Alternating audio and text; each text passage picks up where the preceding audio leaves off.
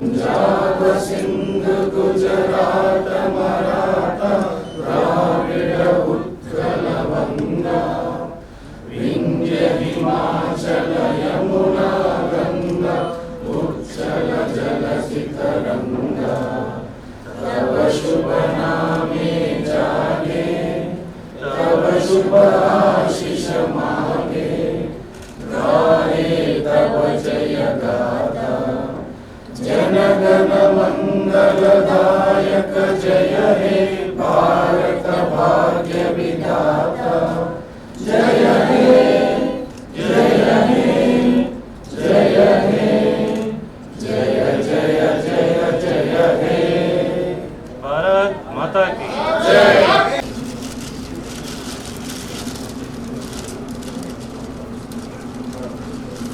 కార్యక్రమాలను సంబంధించినటువంటి ఒక పీపీటీ ప్రజెంటేషన్ ఉందండి.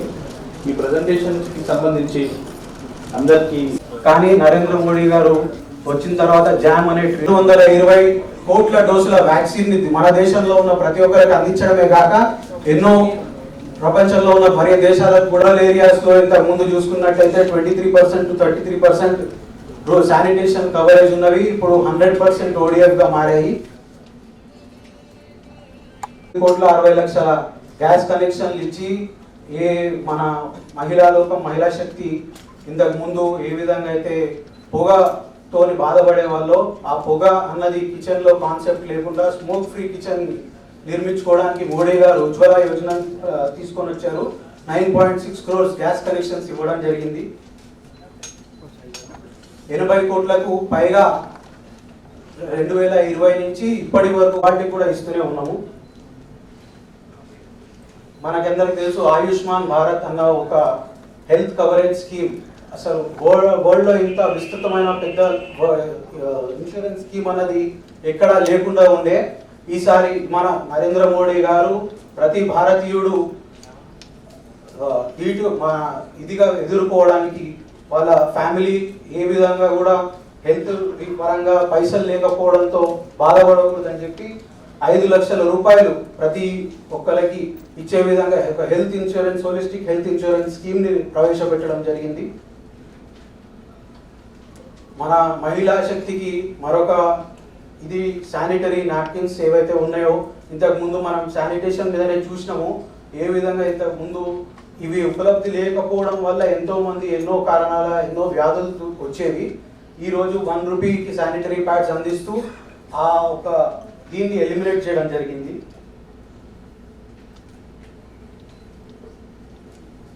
మనకందరికీ తెలుసు ఇంతకు ముందు మనకి మందులు కొనుక్కోవాలంటే అవి ఏ ప్రైసెస్ ఉంటాయి, డిఫరెంట్ కంపెనీస్ డిఫరెంట్ ప్రైసెస్ తోని మనందరి మీద భారం ఉండేది. జన్ ఔషధి కేంద్రాలు అన్న కాన్సెప్ట్ ని మోడీ గారు తీసుకొని రావడంతో మనకి మెడిసిన్స్ ఏవైతే ఉన్నాయో అవి ఎఫోర్డబుల్ రేట్స్ లో ప్రతి ఒక్కరికి అందుబాటు ధరల్లో అందజేస్తున్నాయి. మన పార్లమెంట్లో కూడా ఎన్నో జనౌషధి కేంద్రాలు మన దగ్గర కూడా ఉన్నాయి, మన అందరికి తెలిసిన విషయమే అది. మనకు తెలుసు ఎరువులు సమయానికి అందుకుపోవడము, ఎరువుల గురించి క్యూలలో నిల్చోవడము ఆ రోజులు పోయాయి. ప్రతి ఒక్క రైతుకి సమయానికి ఎరువులని అందజేస్తుంది మన నరేంద్ర మోడీ గారి ప్రభుత్వము.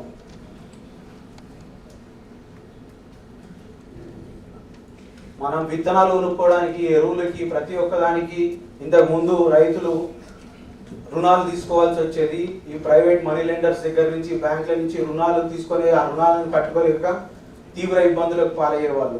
కానీ ప్రధానమంత్రి కిసాన్ సమ్మాన్ నిధి యోజనతోని ప్రతి ఒక్క రైతుకి ఏడాదికి 6,000 రూపాయలు ఇస్తూ ఆ సీడ్స్కి అయితే ఎరువులకు కానీ, లేకపోతే విత్తనాలకు కానీ, వేరే ఏదైనా అవసరాలకు కానీ, మిషనరీకి కానీ ఏది లోటు జరగకుండా ఉండడానికి ప్రధానమంత్రి కిసాన్ సమ్మాన్ నిధి యోజన అని ప్రవేశపెట్టడం జరిగింది.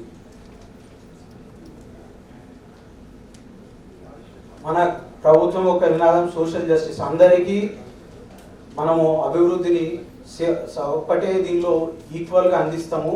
ఒకళ్ళు ఒక మతానికి చెందిన వాళ్ళని, ఒక కులానికి చెందిన వాళ్ళని ఎవరి పట్ల మనము ప్రేమను ఎక్కువ చూపించము, అదేవిధంగా ద్వేషాన్ని చూపించము. ప్రతి ఒక్కళ్ళు కలిసికట్టుగా ముందుకెళ్ళడానికి, ఒక సువర్ణ భారతదేశం నిర్మించుకోవడానికి ఆయన నినాదంతో మన మోడీ గారి ప్రభుత్వం పనిచేస్తున్నది. మనందరికీ తెలుసు, ఎన్నో ఏళ్ల నుంచి అగ్రవర్ణ కులాల్లో ఉండే బీద వాళ్ళకి రిజర్వేషన్ కావాలని ఎంతో మంది పోరాటం జరిగింది.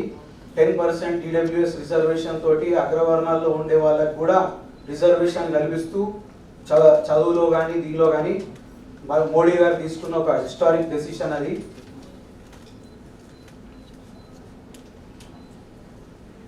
బీసీ కమిషన్ రావాలని ఎన్నో పోరాటాలు జరిగాయి. 50 ఏళ్ల నుంచి ఆ పోరాటాలు జరుగుతుంటే ఒక బీసీ బిడ్డ నరేంద్ర మోడీ గారు ప్రధానమంత్రి అయిన తర్వాత బీసీ కమిషన్కి ఒక కాన్స్టిట్యూషనల్ స్టేటస్ ఇవ్వడం జరిగింది. అదేవిధంగా బీసీలకి సముచిత న్యాయం చేయడం జరిగింది.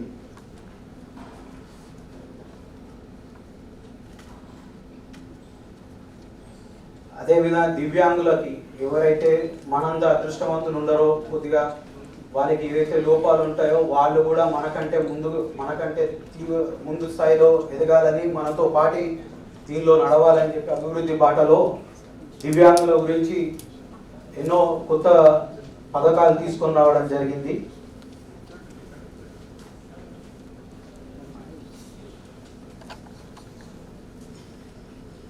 ఎయిర్పోర్ట్ల సంఖ్య మనకి 2014 వరకు మనకి ఇండిపెండెన్స్ వచ్చినప్పటి నుంచి 74 ఎయిర్పోర్ట్లు ఉండగా గత 9 సంవత్సరాల్లో ఇంకో 74 ఎయిర్పోర్ట్లను మనం నిర్మించుకోవడం జరిగింది. దీనివల్ల మనం ట్రావెలింగ్ కానీ ప్రతి ఒక్కరికి విమాన సౌకర్యం కూడా కలగడం జరుగుతుంది. స్పీడ్ ఆఫ్ రోడ్ కన్స్ట్రక్షన్ 2014 వరకు 91,287 కిలోమీటర్స్ ఉండగా ఈ 9 ఏళ్లలోనే 53,000 కిలోమీటర్లు పైన రోడ్ కన్స్ట్రక్షన్, కొత్త రోడ్ కన్స్ట్రక్షన్ జరిగింది. దీనివల్ల స్మూత్ అండ్ ఈజీ ట్రాన్స్పోర్టేషన్, దీనివల్లనే మనము ఎన్నో విధాలుగా బిజినెస్ డెవలప్మెంట్ కానీ, టూరిజం కానీ ప్రోత్సాహనకు అవకాశం కల్పిస్తుంది. ఇంతకుముందు వాటర్ వేస్ అసలు ఉండేవి కాదు. మన దేశంలో వాటర్ వేస్ కాన్సెప్ట్ మీద ఏ ప్రభుత్వం కూడా పనిచేయలేదు. ఆ దిశలో ఆలోచన కూడా లేదు. కానీ మన నరేంద్ర మోడీ గారి ప్రభుత్వం వచ్చాక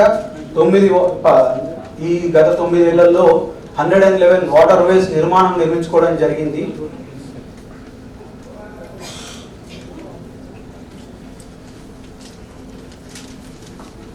వందే Bharat express fast track trains ఏవైతే ఉన్నాయో అవి ఇంతకు ముందు ఈ స్పీడ్ ట్రైన్స్ అన్న కాన్సెప్టే లేకుండే. ఈ 9 ఏళ్లలో మనము లాస్ట్ 9 years లో 20 ట్రైన్స్ని మనము ఇనాగ్రేట్ చేసినాం. అందులోంచి 2 ట్రైన్స్ మన దగ్గరే, మన పార్లమెంట్ నుంచే అవుతున్నాయి. అది మన అదృష్టంగా మనం భావించాలి. మోడీ గారు మనకి ఎంత సమీపంలో ఉన్నారో అభివృద్ధిలో, మనం మోడీ గారితో ఎంత సమీపంలో ఉన్నారో ఎంతో తెలుస్తుంది మనకి.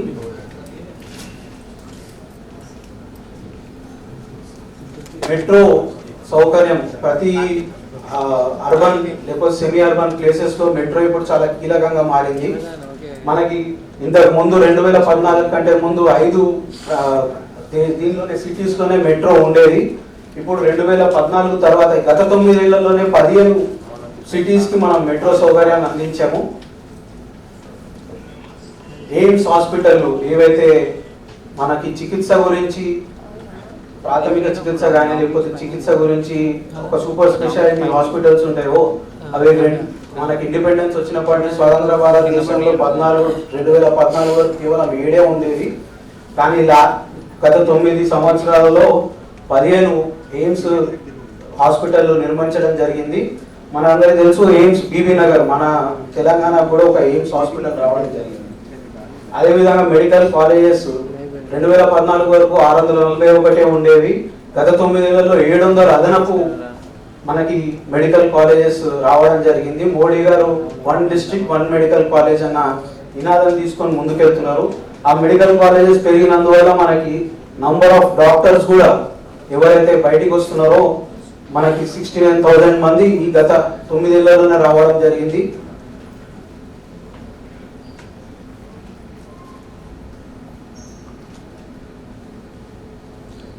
మన ఎరువుల first liquid nano urea plant ని మనం నిర్మించుకోవడం జరిగింది. అట్లనే మన ఇన్ఫ్రాస్ట్రక్చర్ మీద నరేంద్ర మోడీ స్పెషల్ ఫోకస్ ఉండే. ఆ ఫోకస్ తోనే బోగిబిల్ బ్రిడ్జ్ మనకి ఇవన్నీ తెలుసు. ఇవన్నీ ఎన్నో ఏళ్ల నుంచి డిలే అయిపోయి ఎన్నో ఏళ్ల నుంచి నాంచిన ప్రాజెక్టులను నరేంద్ర మోడీ గారు వచ్చాక త్వరితగతంలో వీటన్నిటి ఇనాగ్రేషన్ కూడా చేయడం జరిగింది. మనకి వరల్డ్ క్లాస్ రైల్వే స్టేషన్ల నిర్మాణం జరుగుతుంది. మన సికింద్రాబాద్ రైల్వే స్టేషన్ కూడా 600 కోట్లతోటి మొన్ననే ఫౌండేషన్ స్టోన్లు కూడా వేసుకోవడం జరిగింది.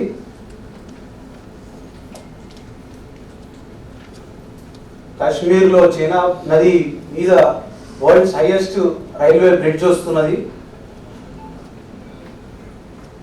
World's tallest statue of unity Sardar Vallabhbhai Patel గారు ఎవరైతే మన తెలంగాణకి ఇండిపెండెన్స్ రావడానికి కీలకమైన పాత్ర పోషించిన సర్దార్ పటేల్ గారిది గుజరాత్లో statue of unity world's tallest statue నిర్మాణం జరిగింది. అటల్ టనెల్ ఏదైతే ఉందో ఆ నిర్మాణం జరిగింది.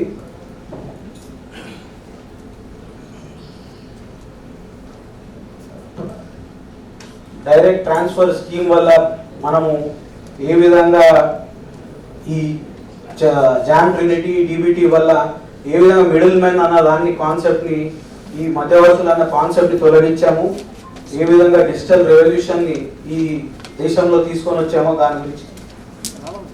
ఆత్మనిర్భర్ భారత్ నినాదం మోడీ గారు కోవిడ్ తర్వాత ఇవ్వడం జరిగింది. దాని అనుగుణంగా 5G ఇంజనీర్స్ టెక్నాలజీ ఇండియాలోనే డెవలప్ చేయడం జరుగుతున్నది. లో కాస్ట్ ఇంటర్నెట్ మనకు తెలుసు 2014 కంటే ముందు మనం ఇంటర్నెట్ రీఛార్జ్ చేసుకోవడానికి ఎంత అయ్యేది, ఇప్పుడు ఎంత అవుతున్నది. కాలింగ్ ఇంటర్నెట్ అన్ని కలిపి ఒక రేటుగా ఆ టైంలో ఈ రేట్కి ఇంటర్నెట్ ఒక్కటే వచ్చేది. ఆ విధంగానే మనం లీడింగ్ మ్యానుఫ్యాక్చరర్ అయిపోయాం మొబైల్ ఫోన్స్లో, స్మార్ట్ ఫోన్స్లో. రికార్డ్ ఎక్స్పోర్ట్ ఆఫ్ గూడ్స్ మన ఎకానమీ ఏ విధంగా ముందుకెళ్తున్నది, ఎందుకు మనం one of the largest and fastest growing economies in the world గా ట్రాన్స్ఫార్మ్ అవుతున్నామో. గ్లోబల్ ఇన్నోవేషన్ ఇండెక్స్ లో 2014లో కేవలం మనం 85వ స్థానంలో ఉండగా 2022 46వ స్థానానికి చేరుకోగలిగినాము. యూనికార్న్స్ ఏవైతే పెద్ద సంస్థలు ఉన్నాయో స్టార్ట్అప్ నెట్వర్క్ బిల్డ్ చేయడానికి, అలాంటి పెద్ద యూనికార్న్స్ మన దేశంలో 2014 వరకు కేవలం 4 ఉండేవి. ఇప్పుడు 2022 వచ్చేసరికి 100కు పైగా యూనికార్న్స్ ని మనమే బిల్డ్ చేసుకోవడం జరిగింది. మన ఇక్కడ ఉన్న ఎంటర్ప్రెన్యూర్స్ బిల్డ్ చేయడం జరిగింది. వరల్డ్ ఎకానమీ ర్యాంక్ 2014లో ఒక ఫ్రెజైల్ ఎకానమీ ఉండి లార్జ్ సైజ్ వల్ల మనం 10వ స్థానంలో ఉండే, కానీ మనది ఎకానమీ మటుకు అప్పుడు కూడా ఫ్రెజైల్ ఉండేది, అది ముందుకు పోయేది కాదు.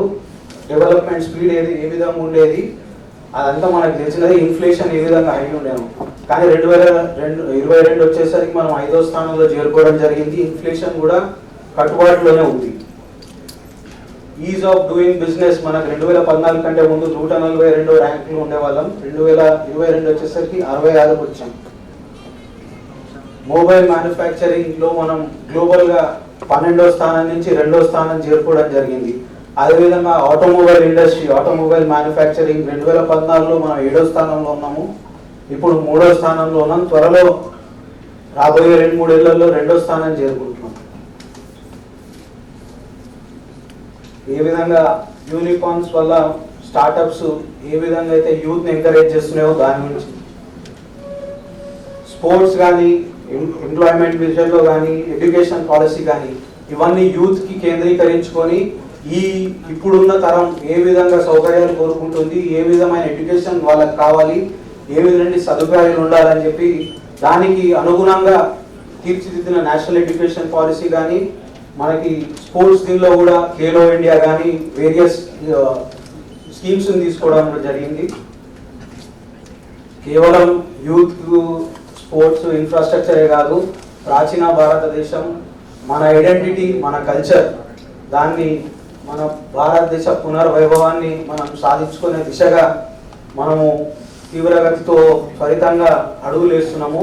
అందులోనే బుద్ధ సర్క్యూట్, సోమనాథ్ కానీ, కేదార్నాథ్ ధామ్ కానీ, మహాకాల్ కారిడార్ ఉత్తరప్రదేశ్ కానీ నిర్మించుకోవడం జరిగింది. ప్రస్తుతం రామ్ మందిర్ కూడా కన్స్ట్రక్షన్లో ఉంది. మనందరం ఎంతో ఇదిగా చూస్తున్న రామ్ మందిర్. అదేవిధంగా నార్త్ ఈస్ట్ ఏదైతే డిస్కనెక్టెడ్ ఉండేదో మన దేశానికి, అక్కడ ఏం జరుగుతుందో, అక్కడ అభివృద్ధి ఏంటో అన్న కోణాన్ని నుంచి నార్త్ ఈస్ట్ సెంట్రిక్ డెవలప్మెంట్ కోణంలోకి ఇప్పుడు హైవేస్ కానీ, ఎయిర్పోర్ట్స్ కానీ, బ్రిడ్జెస్ కానీ ఇవన్నీ నిర్మించుకోవడం జరుగుతుంది. మన అదృష్టం, మన కేంద్ర మంత్రి వర్యులు డోనర్ మంత్రి కూడా మన ఎంపీఏ, మన సికింద్రాబాద్ నుంచి, అది కూడా మనకు గర్వకారణము. నార్త్ ఈస్ట్ కల్చర్ని ఏ విధంగా నరేంద్ర మోడీ గారు ఎప్పుడూ ప్రోత్సహిస్తూ ఉన్నారు.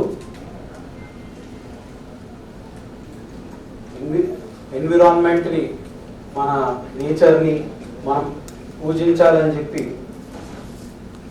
మన అందరికీ తెలిసిన విషయం. మన పురాణాల్లో కూడా రాసి పెట్టున్నది. ఆ విధంగా ఆ దానిలో నమామి గంగే ప్రాజెక్ట్ కానీ వేరే ప్రాజెక్ట్స్ తీసుకోవడం జరిగింది. నేషనల్ సెక్యూరిటీ ఏ విధంగా ఇంపార్టెంటో దాని మీద మన ఆర్మీని పెంచుకోవడం కానీ, మన మ్యానుఫ్యాక్చరింగ్ ఆఫ్ ఎక్విప్మెంట్ కానీ ఎన్నో ముందు సాగుతున్నాయి. National war memorial, police memorial, surgical strike, air strike ఇవన్నీ జరిగినాయి. ఆర్టికల్ 370 కూడా రద్దు చేయడం మన ప్రభుత్వం ఒక ఉపలబ్ధే.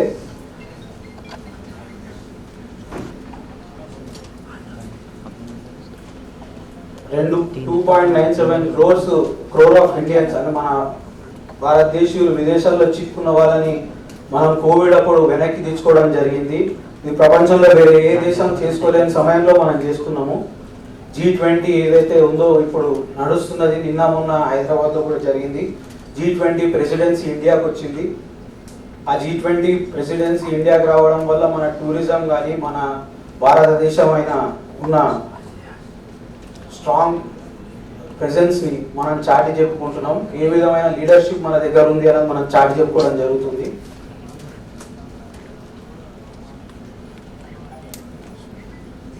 ఇటీవల కాలంలో ప్రధానమంత్రి పర్యటనలు, అక్కడ ఆయా దేశాల ప్రధానమంత్రులు, మన ప్రధానమంత్రి మీద చేసిన వ్యాఖ్యలు మనందరికీ తెలిసినవే.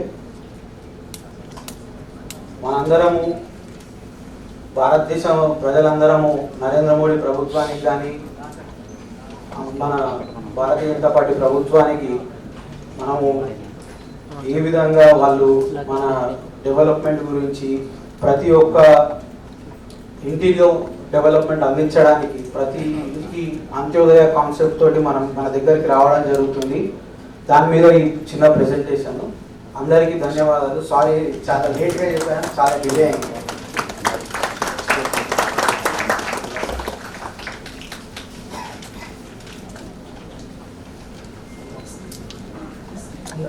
ఇక్కడ నుంచి ఆడియో ఎవరు తీసుకోమన్నారు, అక్కడి నుంచి తీసుకోమంటే నేను వస్తుంది అన్న చాలా ఏంది వస్తుంది, బాగానే వస్తుంది.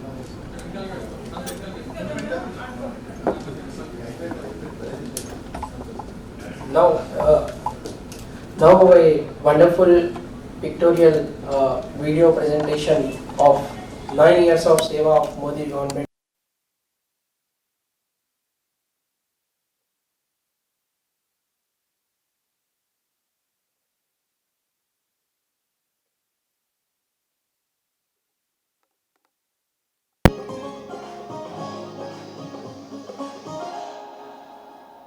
है उम्मीद फिर ना झूठी, है उम्मीद फिर ना झूठी, ढोल बजा रहा सच है खुशी में झूम रहा जन जन, ये सब नव भारत है। नौ वर्षों से सुशासन और सेवा का घर भारत है, बदलाव से समझ रहा बन रहा नया भारत है। 9 वर्षों के निर्माण का परिणाम नया भारत है, ये सब नव भारत है, ये सब नव भारत है, ये सब नव भारत है, ये सब नव भारत है।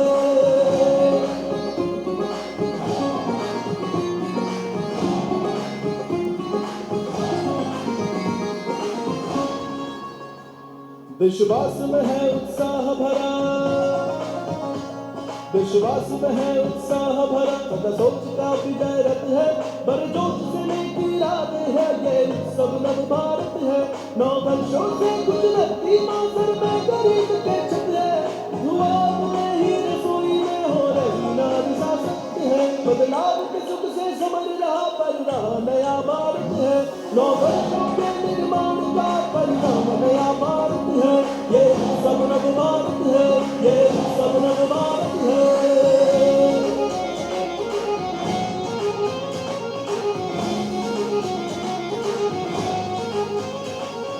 कर्म पसीना भूल रहा, गर्म पसीना भूल रहा, ईमान का दिल गदगद है, संकल्प का मस्तक चमक रहा, ये सब नव भारत है।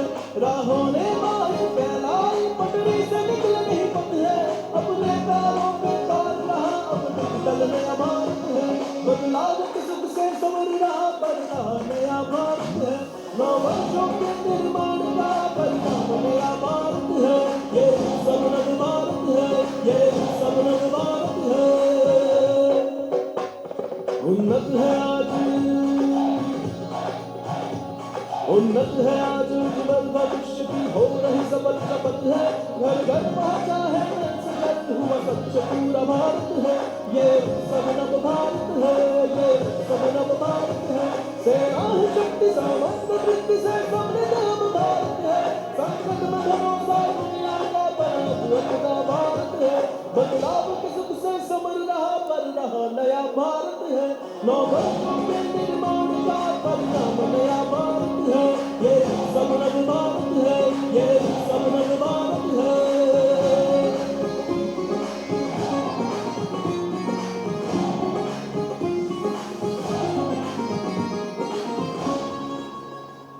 बदलाव है बदलांधी में, बदलाव है बदलांधी में, माटी के गण में चमक है, बड़ी गर्व से लहर तिरंगे की, ये सब नव भारत है। युवा जोश में सपने सच करने की अग्नि सी लपट है, नया रूप ले रहा धर्म शक्ति लौटी स्वदेश विरासत है, बदलाव के सुख से समझ रहा बन रहा नया भारत है। 9 वर्षों के निर्माण का परिणाम नया भारत है, ये सब नव भारत है, ये सब नव भारत है, ये सब नव भारत है, ये सब नव भारत है।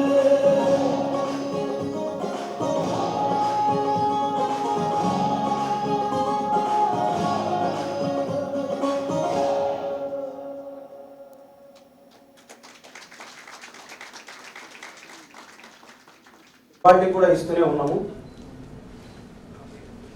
మనకందరికి తెలుసు ఆయుష్మాన్ భారత్ అన్న ఒక హెల్త్ కవరేజ్ స్కీమ్ అసలు వరల్డ్లో ఇంత విస్తృతమైన పెద్ద ఇన్సూరెన్స్ స్కీమ్ అన్నది ఎక్కడా లేకుండా ఉండే.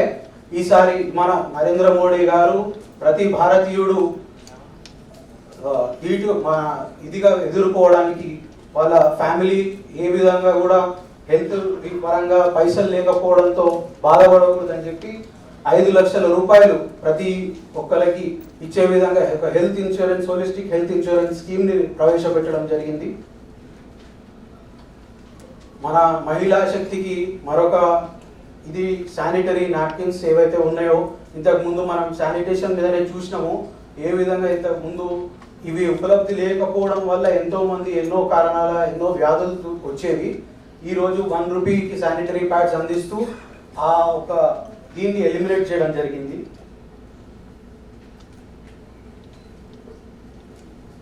మనకందరికీ తెలుసు, ఇంతకుముందు మనకి మందులు కొనుక్కోవాలంటే అవి ఏ ప్రైసెస్ ఉంటాయి, డిఫరెంట్ కంపెనీస్ డిఫరెంట్ ప్రైసెస్తోని మనందరి మీద భారం ఉండేది.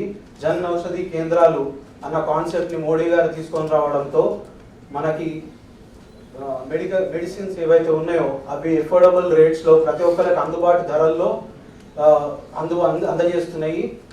మన పార్లమెంట్లో కూడా ఎన్నో జన్ ఔషధి కేంద్రాలు మన దగ్గర కూడా ఉన్నాయి, మన అందరికీ తెలిసిన విషయమే అది. మనకు తెలుసు ఎరువులు సమయానికి అందుకుపోవడము, ఎరువుల గురించి క్యూలలో నిల్చోవడము ఆ రోజులు పోయాయి. ప్రతి ఒక్క రైతుకి సమయానికి ఎరువులని అందజేస్తుంది మన నరేంద్ర మోడీ గారి ప్రభుత్వము.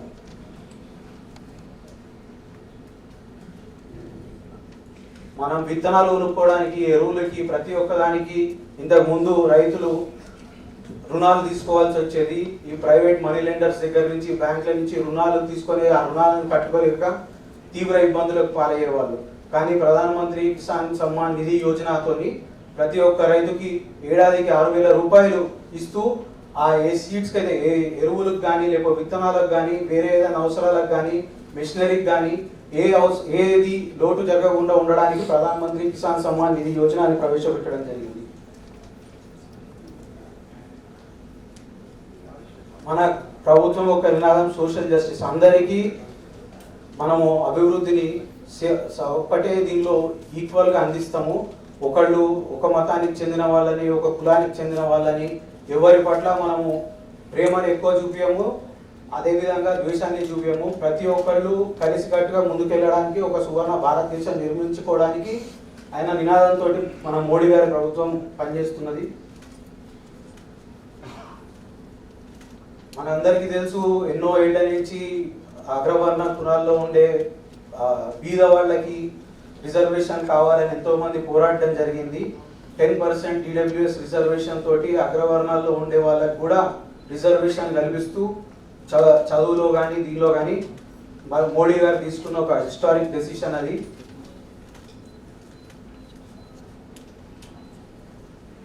బీసీ కమిషన్ రావాలని ఎన్నో పోరాటాలు జరిగాయి. ఒక 50 ఏళ్ల నుంచి ఆ పోరాటాలు జరుగుతుంటే ఒక బీసీ బిడ్డ నరేంద్ర మోడీ గారు ప్రధానమంత్రి అయిన తర్వాత బీసీ కమిషన్కి ఒక కాన్స్టిట్యూషనల్ స్టేటస్ ఇవ్వడం జరిగింది. అదేవిధంగా బీసీలకి సముచిత న్యాయం చేయడం జరిగింది.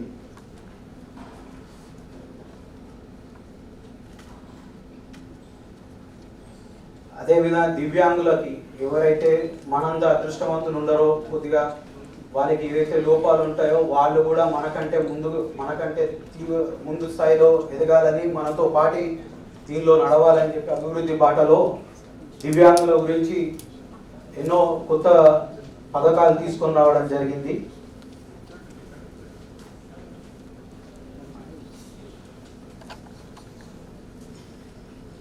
ఎయిర్పోర్ట్ల సంఖ్య మనకి 2014 వరకు మనకి ఇండిపెండెన్స్ వచ్చినప్పటి నుంచి 74 ఎయిర్పోర్ట్లు ఉండగా గత 9 సంవత్సరాల్లో ఇంకో 74 ఎయిర్పోర్ట్లను మనం నిర్మించుకోవడం జరిగింది. దీనివల్ల మనం ట్రావెలింగ్ కానీ ప్రతి ఒక్కరికి విమాన సౌకర్యం కూడా కలగడం జరుగుతుంది. స్పీడ్ ఆఫ్ రోడ్ కన్స్ట్రక్షన్ 2014 వరకు 91,287 కిలోమీటర్స్ ఉండగా ఈ 9 ఏళ్లలోనే 53,000 కిలోమీటర్లు పైన రోడ్ కన్స్ట్రక్షన్, కొత్త రోడ్ కన్స్ట్రక్షన్ జరిగింది. దీనివల్ల స్మూత్ అండ్ ఈజీ ట్రాన్స్పోర్టేషన్, దీనివల్లనే మనము ఎన్నో విధాలుగా బిజినెస్ డెవలప్మెంట్ కానీ టూరిజం కానీ ప్రోత్సాహనకు అవకాశం కల్పిస్తుంది. ఇంతకుముందు వాటర్ వేస్ అసలు ఉండేవి కాదు. మన దేశంలో వాటర్ వేస్ కాన్సెప్ట్ మీద ఏ ప్రభుత్వం కూడా పనిచేయలేదు. ఆ దిశలో ఆలోచన కూడా లేదు. కానీ మన నరేంద్ర మోడీ గారి ప్రభుత్వం వచ్చాక గత 9 ఏళ్లలో 111 వాటర్ వేస్ నిర్మించుకోవడం జరిగింది.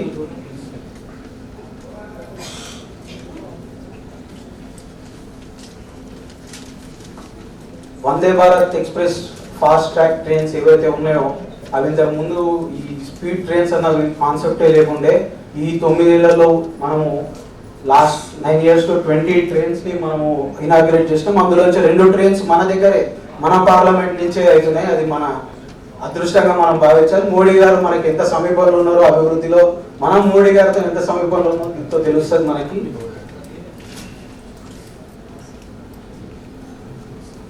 మెట్రో సౌకర్యం ప్రతి అర్బన్ లేకపోతే సెమీ అర్బన్ ప్లేసెస్ లో మెట్రో ఇప్పుడు చాలా కీలకంగా మారింది.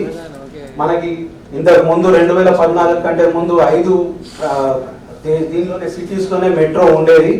ఇప్పుడు 2014 తర్వాత గత 9 ఏళ్లలోనే 15 సిటీస్ కి మనం మెట్రో సౌకర్యాన్ని అందించాము. ఎయిమ్స్ హాస్పిటల్ ఏవైతే మనకి చికిత్స గురించి ప్రాథమిక చికిత్స కానీ లేకపోతే చికిత్స గురించి ఒక సూపర్ స్పెషాలిటీ హాస్పిటల్స్ ఉంటాయో అవి మనకి ఇండిపెండెన్స్ వచ్చినప్పటి నుంచి స్వతంత్ర భారతదేశంలో 2014 వరకు కేవలం 7 ఉండేది. కానీ గత 9 సంవత్సరాలలో 15 ఎయిమ్స్ హాస్పిటల్ నిర్మించడం జరిగింది. మనందరికీ తెలుసు ఎయిమ్స్ బీబీ నగర్ మన తెలంగాణ కూడా ఒక ఎయిమ్స్ హాస్పిటల్ రావడం జరిగింది. అదేవిధంగా మెడికల్ కాలేజెస్ 2014 వరకు 641 ఉండేవి. గత 9 ఏళ్లలో 700 అదనపు మనకి మెడికల్ కాలేజెస్ రావడం జరిగింది. మోడీ గారు 1 డిస్ట్రిక్ట్ 1 మెడికల్ కాలేజ్ అన్న నినాదం తీసుకొని ముందుకెళ్తున్నారు. ఆ మెడికల్ కాలేజెస్ పెరిగినందువల్ల మనకి నంబర్ ఆఫ్ డాక్టర్స్ కూడా ఎవరైతే బయటికి వస్తున్నారో మనకి 69,000 మంది ఈ గత 9 ఏళ్లలోనే రావడం జరిగింది.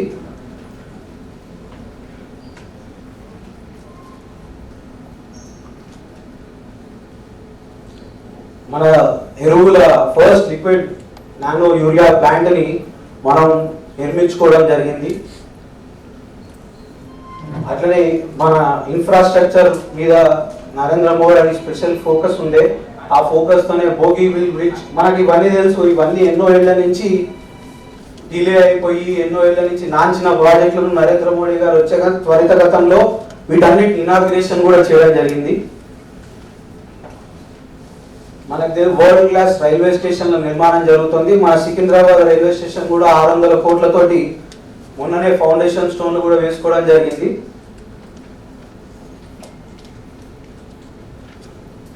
కాశ్మీర్ లో చైనా నది మీద వరల్డ్స్ హైయెస్ట్ రైల్వే బ్రిడ్జ్ వస్తున్నది. World's tallest statue of unity Sardar Vallabhbhai Patel గారు ఎవరైతే మన తెలంగాణకి ఇండిపెండెన్స్ రావడానికి కీలకమైన పాత్ర పోషించిన సర్దార్ పటేల్ గారిది గుజరాత్ లో statue of unity world's tallest statue నిర్మాణం జరిగింది. అటల్ టనెల్ ఏదైతే ఉందో ఆ నిర్మాణం జరిగింది.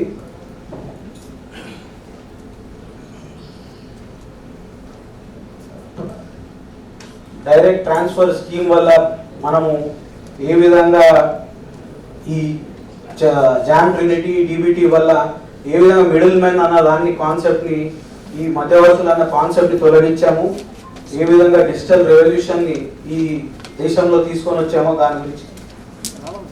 ఆత్మనిర్భర్ భారత్ నినాదం మోడీ గారు కోవిడ్ తర్వాత ఇవ్వడం జరిగింది. దాని అనుగుణంగా 5G ఇంజనీర్స్ టెక్నాలజీ ఇండియాలోనే డెవలప్ చేయడం జరుగుతున్నది. లో కాస్ట్ ఇంటర్నెట్ మనకు తెలుసు 2014 కంటే ముందు మనం ఇంటర్నెట్ రీఛార్జ్ చేసుకోవడానికి ఎంత అయ్యేది, ఇప్పుడు ఎంత అవుతున్నది. కాలింగ్ ఇంటర్నెట్ అన్ని కలిపి ఒక రేటుగా ఆ టైంలో ఈ రేట్కి ఇంటర్నెట్ ఒక్కటే వచ్చేది.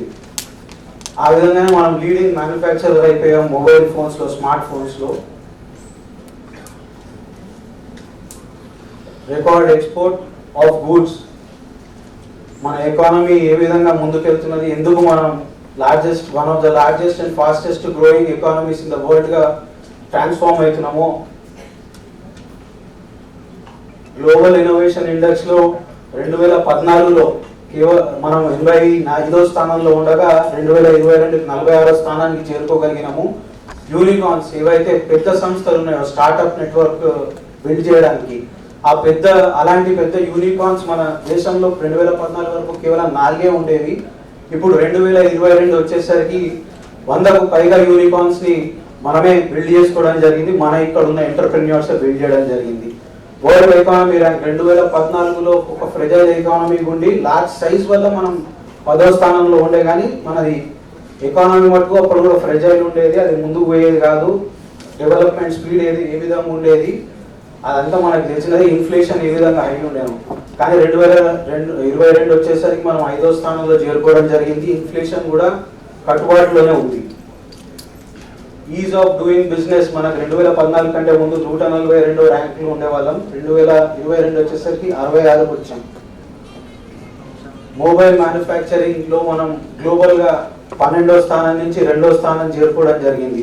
అదేవిధంగా ఆటోమొబైల్ ఇండస్ట్రీ, ఆటోమొబైల్ మ్యానుఫ్యాక్చరింగ్ 2014లో మనం 7వ స్థానంలో ఉన్నాము, ఇప్పుడు 3వ స్థానంలో ఉన్నాం. త్వరలో రాబోయే 2-3 ఏళ్లలో 2వ స్థానం చేరుకుంటున్నాం. ఏ విధంగా యూనికార్న్స్ వల్ల స్టార్టప్స్ ఏ విధంగా అయితే యూత్ని ఎంకరేజ్ చేస్తున్నాయో దాని గురించి, స్పోర్ట్స్ కానీ, ఎంప్లాయ్మెంట్ విషయంలో కానీ, ఎడ్యుకేషన్ పాలసీ కానీ, ఇవన్నీ యూత్కి కేంద్రీకరించుకొని ఇప్పుడున్న తరం ఏ విధంగా సౌకర్యాలు కోరుకుంటుంది, ఏ విధమైన ఎడ్యుకేషన్ వాళ్ళకి కావాలి, ఏ విధమైన సదుపాయాలు ఉండాలని చెప్పి దానికి అనుగుణంగా తీర్చిదిద్దిన నేషనల్ ఎడ్యుకేషన్ పాలసీ కానీ, మనకి స్పోర్ట్స్ దీనిలో కూడా ఖేలో ఇండియా కానీ వేరియస్ స్కీమ్స్ని తీసుకోవడం జరిగింది. కేవలం యూత్ స్పోర్ట్స్ ఇన్ఫ్రాస్ట్రక్చరే కాదు, ప్రాచీన భారతదేశం మన ఐడెంటిటీ, మన కల్చర్, దాన్ని మన భారతదేశ పునర్వైభవాన్ని మనం సాధించుకునే దిశగా మనము తీవ్రగతితో త్వరితంగా అడుగులు వేస్తున్నాము. అందులోనే బుద్ధా సర్క్యూట్, సోమనాథ్ కానీ, కేదార్నాథ్ ధామ్ కానీ, మహాకాల్ కారిడార్ ఉత్తరప్రదేశ్ కానీ నిర్మించుకోవడం జరిగింది. ప్రస్తుతం రామ్ మందిర్ కూడా కన్స్ట్రక్షన్లో ఉంది. మనందరం ఎంతో ఇదిగా చూస్తున్న రామ్ మందిర్. అదేవిధంగా నార్త్ ఈస్ట్ ఏదైతే డిస్కనెక్టెడ్ ఉండేదో మన దేశానికి, అక్కడ ఏం జరుగుతుందో, అక్కడ అభివృద్ధి ఏంటో అన్న కోణాన్ని నుంచి నార్త్ ఈస్ట్ సెంట్రిక్ డెవలప్మెంట్ కోణంలోకి ఇప్పుడు హైవేస్ కానీ, ఎయిర్పోర్ట్స్ కానీ, బ్రిడ్జెస్ కానీ ఇవన్నీ నిర్మించుకోవడం జరుగుతుంది. మన అదృష్టం, మన కేంద్ర మంత్రి వర్యులు డోనర్ మంత్రి కూడా మన ఎంపీఏ, మన సికింద్రాబాద్ నుంచి, అది కూడా మన గర్వకారణము. నార్త్ ఈస్ట్ కల్చర్ ఏ విధంగా నరేంద్ర మోడీ గారు ఎప్పుడు ప్రోత్సహిస్తూ ఉన్నారు. ఎన్విరాన్మెంట్ని, మన నేచర్ని మనం పూజించాలని చెప్పి మన అందరికీ తెలిసిన విషయం. మన పురాణాల్లో కూడా రాసి పెట్టున్నది. ఆ విధంగా ఆ దానిలో నమామి గంగే ప్రాజెక్ట్ కానీ వేరే ప్రాజెక్ట్స్ తీసుకోవడం జరిగింది. నేషనల్ సెక్యూరిటీ ఏ విధంగా ఇంపార్టెంటో దాని మీద మన ఆర్మీని పెంచుకోవడం కానీ, మన మ్యానుఫ్యాక్చరింగ్ ఆఫ్ ఎక్విప్మెంట్ కానీ ఎన్నో ముందు సాగుతున్నాయి. National war memorial, police memorial, surgical strike, air strike ఇవన్నీ జరిగినాయి. ఆర్టికల్ 370 కూడా రద్దు చేయడం మన ప్రభుత్వం ఒక ఉపలబ్ధే.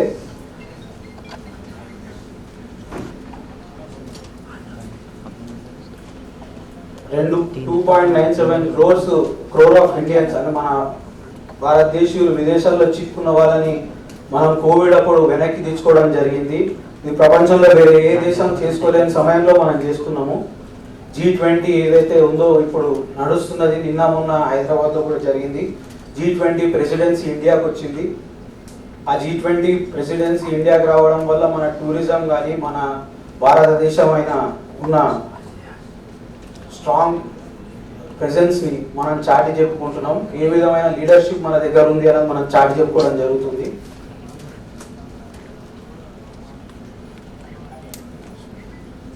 ఇటీవల కాలంలో ప్రధానమంత్రి పర్యటనలు, అక్కడ ఆయా దేశాల ప్రధానమంత్రులు, మన ప్రధానమంత్రి మీద చేసిన వ్యాఖ్యలు మనందరికీ తెలిసినవే.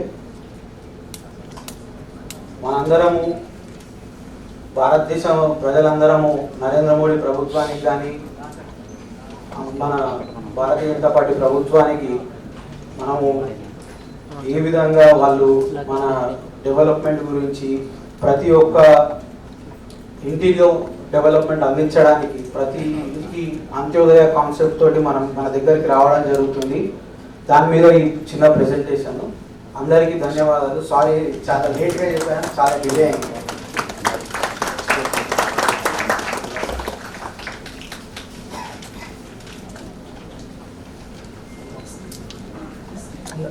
ఇక్కడ నుంచి ఆడియో ఎవరు తీసుకోమన్నారు, అక్కడి నుంచి తీసుకోమంటే నేను వస్తుంది అన్న చాలా ఏంది వస్తుంది బాగానే వస్తుంది.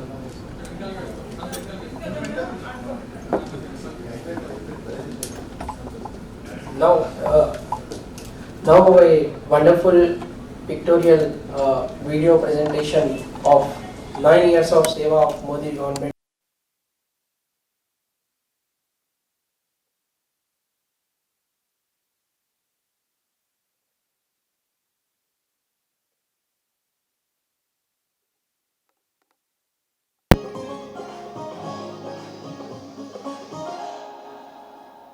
है उम्मीदें फिर ना झूठी,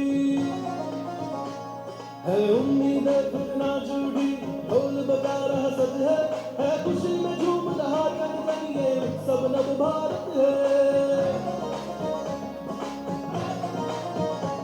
नौ वर्षों से सुशासन और सेवा का घर भारत है, बदलाव से समझ रहा बन रहा नया भारत है।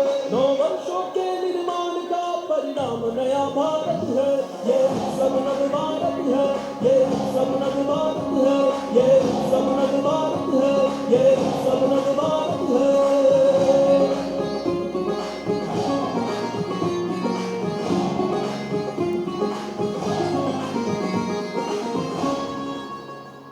विश्वास में है उत्साह भरा, विश्वास में है उत्साह भरा, सदा सोच का विजय रथ है, बरजोश से नेकी राह है, ये उत्सव नव भारत है। 9 वर्षों से गुजरती माजर में गरीब के छत है, धुआं में ही रसोई में हो रही नारी शासक है, बदलाव के सुख से समझ रहा बन रहा नया भारत है।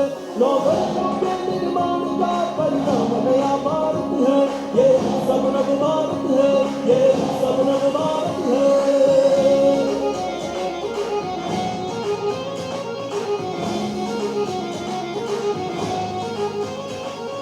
कर्म पसीना भूल रहा है, गर्म पसीना भूल रहा, ईमान का दिल गदगद है, संकल्प का मस्तक चमक रहा, ये उत्सव नव भारत है। राहों ने मारी फैलाई, पटरी से निकल नहीं पत है, अपने पैरों पे तार रहा, अपने दल नया भारत है, बदलाव के सुख से समझ रहा बन रहा नया भारत है। 9 वर्षों के निर्माण का परिणाम नया भारत है, ये उत्सव नव भारत है, ये उत्सव नव भारत है। उन्नत है आज, उन्नत है आज उज्ज्वल भविष्य की हो रही सबल शपथ है, घर घर पहुंचा है संकल्प हुआ सच्चा पूरा भारत है, ये उत्सव नव भारत है, ये उत्सव नव भारत है। सेना है शक्ति सामंत वृत्ति से समृद्ध भारत है, संकट में भरोसा दुनिया का बना हुआ भारत है, बदलाव के सुख से समझ रहा बन रहा नया भारत है। 9 वर्षों के निर्माण का परिणाम नया भारत है, ये उत्सव नव भारत है, ये उत्सव नव भारत है।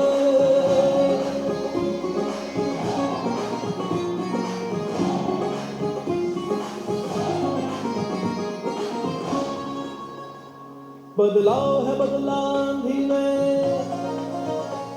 बदलाव है बदलांधी में, माटी के गण में चमक है, बड़ी गर्व से लहर तिरंगे की, ये उत्सव नव भारत है। युवा जोश में सपने सच करने की अग्नि सी लपट है, नया रूप ले रहा धर्म शक्ति लौटी स्वदेश विरासत है, बदलाव के सुख से समझ रहा बन रहा नया भारत है। 9 वर्षों के निर्माण का परिणाम नया भारत है, ये उत्सव नव भारत है, ये उत्सव नव भारत है, ये उत्सव नव भारत है, ये उत्सव नव भारत है।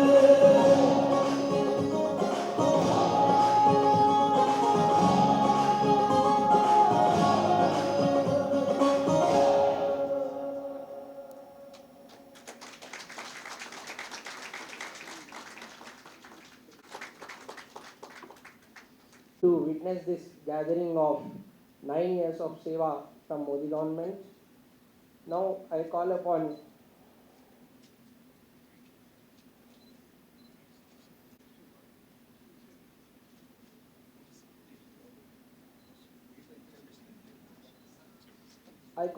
Ram Sunkare ji to felicitate Honorable Minister Kishan Reddy ji. I call upon Rakesh Burugala ji to felicitate Dr. Lakshman Garu. I call upon Naresh ji to felicitate Rajshekar Reddy garu, ji to felicitate Shyam Sundar Gaur garu. I call upon Anish ji to felicitate Dr. N. Gautam Rao garu.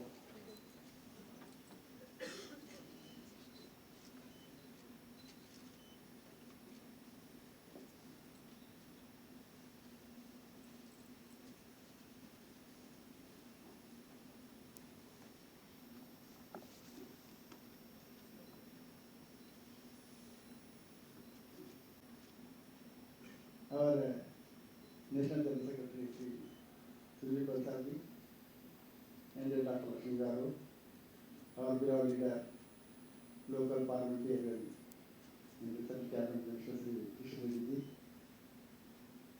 ex-Minister Bali Secretary Garu, and the Central Jilla District President Sri N. Gautam Rao, and all social media influencers, and at the outset I would like to say a few words with regards to the social media. Especially, I am a layman in this social media. But one thing, you should influence us how to develop the public relations in the society. Purely nowadays, everybody, everywhere, every place depends on the social media. So, everyone should cooperate and develop the social media according to their whims and fans and choice. Thank you very much. Party के इस social media influence कार्यक्रम में मंच पर उपस्थित माननीय लक्ष्मण जी, माननीय किशन रेड्डी जी, श्रीधर रेड्डी जी, हमारे दोनों जिलाध्यक्ष गौतम जी, श्याम जी, यहाँ पर उपस्थित सभी सोशल मीडिया में ऐसे एक्टिविस्ट सभी भाइयों और बहनों, मेरा थोड़ा लैंग्वेज हिंदी है तो शायद थोड़ा आप समझेंगे, इसलिए मैंने किशन जी को मैंने कहा बाद में, लक्ष्मण जी को थोड़ा बाद में आप लोग अगर बोलेंगे तो ज़्यादा अच्छा रहेगा तेलुगु के कारण से। अभी हम सब ने एक पीपीटी और वीडियो देखा है। आज के इस कार्यक्रम का एक मेन थीम जो उद्देश्य है वो आप सबको इसके माध्यम से ध्यान में आया होगा। मुझे लगता है कि उस वीडियो को देखने के बाद या एक डिटेल पीपीटी के बाद शायद कोई ऐसा विषय नहीं बचता है जिसकी जानकारी आप सबको नहीं हुई है। हम सब जानते हैं माननीय प्रधानमंत्री जी के नेतृत्व में जो सरकार पिछले 9 वर्ष से काम कर रही है, उसका एक प्रमुख हाइलाइट्स क्या है वो आप सबके सामने आए हैं। शायद मुझे अच्छी तरह से याद है जब ये पीपीटी और ये वीडियो बन रहा है तो शायद मैं जब से इन्वॉल्व हूँ 1 महीना इसमें लगा है बनाने में, यानी कौन से विषयों को लेना क्या नहीं लेना, इतना मटेरियल इकट्ठा हुआ है कि उसको एक कम समय में हम लोगों के सामने रख पाए, वो सेलेक्ट करना ही बहुत मुश्किल था। हर चीज़ ऐसा लगता था कि नहीं इसको नहीं छोड़ सकते, इसको रखना है। अभी जैसे एक स्लाइड यहाँ पर आया, कैसे कौन से प्रोजेक्ट थे जो डिले, और मोदी जी ने आने के बाद ऐसे सभी डिले को प्रोजेक्ट्स को जो डिले थे, यानी लोगों ने उसका उद्घाटन शिलान्यास किया और पेंडिंग पड़े, ब्रिजेज हैं, फ्लाईओवर्स हैं, बाकी और सब है, ऐसे पेंडिंग थे। हमको लगा कि कुछ सैंपल्स होंगे, ऐसा नहीं है। जब उनका लिस्ट बनाना शुरू किया तो 500 से ज़्यादा प्रोजेक्ट ऐसे थे जो डिले थे और मोदी सरकार आने के बाद में 9 साल में पूरे हुए हैं। अरे केवल एक स्लाइड का वो एक 500 ऐसे प्रोजेक्ट जिनमें करोड़ों रुपया पिछली सरकारों का लग चुका था, लेकिन वो कंप्लीट नहीं हुए थे और जनता के लिए भी वो सुविधाएं नहीं मिल रही थी। तो ये हमारा एक इस प्रकार का 9 वर्ष का आपके सामने प्रमुख रूप से आया है, उसकी चर्चा भी हम सब लोग करेंगे। हम सब जानते हैं 2014 के चुनाव में जब पहली बार प्रधानमंत्री मोदी जी चुनकर आए, हम थोड़ा अगर उसके बैकग्राउंड में अगर जाकर देखेंगे तो उससे पहले 3-4 साल देश के अंदर किस प्रकार का माहौल था। 10 साल तक यूपीए की सरकार थी। उस यूपीए की सरकार के समय जिस प्रकार का करप्शन हुआ, जितने बड़े बड़े स्कैम्स निकल करके आए, देश की जनता सड़कों पर निकली, हाथ में तिरंगा लेकर देश में करप्शन समाप्त होना चाहिए। एक बहुत बड़ा देश के अंदर मूवमेंट खड़ा हुआ एंटी करप्शन को लेकर के। देश के मन में गुस्सा भी था, आक्रोश भी था। लोगों को लगता था ये क्या हो रहा है इस देश में, हम मेहनत करके पैसा कमा रहे हैं और ये सभी बैठे हुए सेंट्रल गवर्नमेंट के लोग हमारे पैसे का मिस यूज कर रहे हैं। एक जबरदस्त निराशा का माहौल उस समय देश के अंदर था। देश के अंदर आए दिन कहीं बम विस्फोट, कहीं टेररिस्ट अटैक, कहीं कुछ रोजाना एक इनसिक्योरिटी का भाव देश के अंदर दिखता था कि घर से बाहर जा रहे हैं, वापस आएंगे कि नहीं आएंगे, कहीं पर बम ब्लास्ट ना हो जाए। इस प्रकार का एक इनसिक्योरिटी का वातावरण था। सिस्टम में कोई ट्रांसपेरेंसी नहीं थी। उस सारे अगर उस 2014 से पहले के भारत को अगर हम देखेंगे तो हम सबके मन के अंदर एक निराशा का भाव था। देश के हर कॉमन मैन को लगता था कि आखिर हमारा फ्यूचर क्या होगा। युवा देश के बहुत बड़े देश का युवा पलायन कर रहा था, जॉब के लिए बाहर जाना है, पढ़ने के लिए बाहर जाना है। हमारे अपने देश के अंदर इस प्रकार की व्यवस्थाएं नहीं है। यानी हम सब ही कहीं ना एक क्वेश्चन मार्क लगाकर अपने देश के बारे में सोचा करते थे कि आखिर इस देश का और हमारा फ्यूचर क्या होगा। मैं देखता हूँ कि उसी एक भविष्य की उम्मीद में से, उसी एक होप में से कहीं ना कहीं मोदी जी इस देश के सामने आए। लोगों को लगा कि हाँ, ये एक व्यक्ति है जो इस देश को ठीक कर सकता है, देश की व्यवस्थाओं को बदल सकता है, देश में से भ्रष्टाचार समाप्त कर सकता है, देश की सुरक्षा व्यवस्था को ठीक कर सकता है। और जिस प्रकार का एक ड्रीम हम सब देश के लोग देखते हैं, उस प्रकार का एक भारत ये बना सकता है। इस उम्मीद से 2014 का चुनाव हुआ और मोदी जी देश के प्रधानमंत्री बनकर के आए।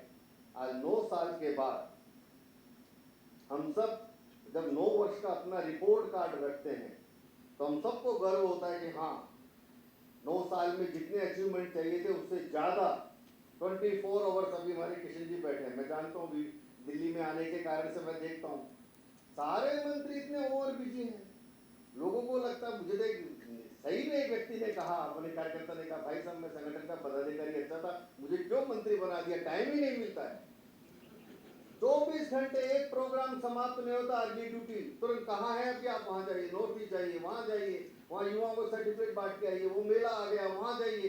24 घंटे पूरा केवल अकेले मोदी जी नहीं घूमते, मोदी जी का पूरा उनका कैबिनेट, उनके सारे सहयोगी देश भर में घूम रहे हैं। क्यों घूम रहे हैं? वो कोई एंजॉय नहीं कर रहे, कोई छुट्टियां मनाने के लिए नहीं जा रहे। मोदी जी जो एक ड्रीम लेकर के चले हैं कि एक नया भारत हमको बनाना है, उस नए भारत का जो हमने गीत सुना कि नए भारत का उत्सव है।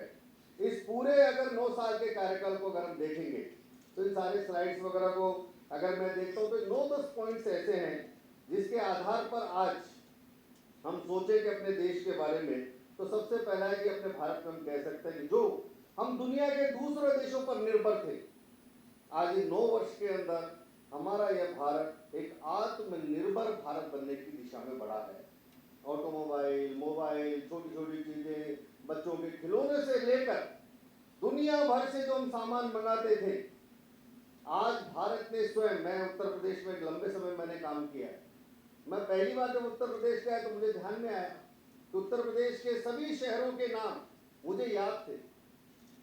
तो किसी ने पूछा था कि आपको कैसे याद है? तो मैंने कहा मुझे इसलिए याद है क्योंकि बचपन में जब मैं पतंग उड़ाने जाया करता था तो पतंग के लिए जो डोरा मांगने जाता था वो कहता था कि बरेली का देना। तो बरेली शहर मुझे रिमाइंड था कि हाँ, बरेली में पतंग का वो धागा बनता है। घर में कोई साड़ी आती थी तो बनारस से साड़ी आई है, घर में पेठा आया तो आगरा से आया है। अगर वो पिक्चर के अंदर रामपुरी चाकू खुलता था तो रामपुर का नाम आता था कि रामपुरी चाकू है। हर जिले का अपना एक लोकल प्रोडक्ट था और वो लोकल प्रोडक्ट केवल लोकल नहीं था, पूरे भारत में कहीं भी चले जाइए, ताला मांगना है तो अलीगढ़ का ही मांगेंगे लोग। हर जिले का अपना एक प्रोडक्ट था। ऐसे आज हमने धीरे धीरे करते हुए पिछले 9 वर्ष में हर जिले में जो वहां के लोग स्किल्ड हैं, चला आ रहा परिवार, फैमिली से फैमिली, उसी काम के लिए वो स्किल है, लेकिन वर्षों से धीरे धीरे वो सभी लोकल प्रोडक्ट्स, उसका मार्केट, उसका एक्सपोर्ट सब बंद होने के कारण से हमारे आज उन सारे स्मॉल स्केल की इंडस्ट्रीज को डेवलप करके एक 9 वर्ष में धीरे धीरे भारत एक मैन्युफैक्चरिंग का बड़ा हब बने, उस दिशा में प्रयास करते हुए आत्मनिर्भर भारत बनाने का प्रयास हुआ है।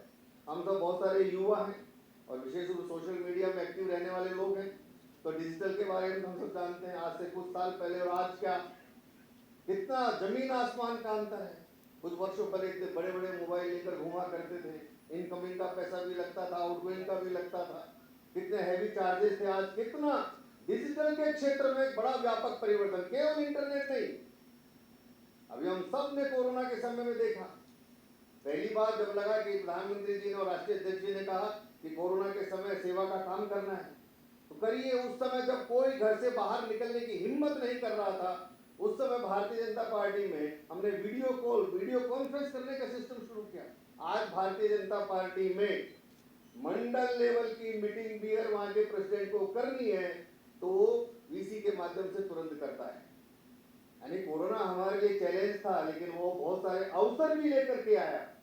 उस अवसर के कारण से आज कितने प्रकार का बिजनेस बढ़ा है, ऑनलाइन बिजनेस बढ़ा है, कितने लोगों को जॉब मिला है। तो धीरे धीरे आज एक भारत अब एक डिजिटल भारत बनने की दिशा में बढ़ रहा है। भारत में आज की आबादी में 65% हमारी पॉपुलेशन वो युवाओं की है।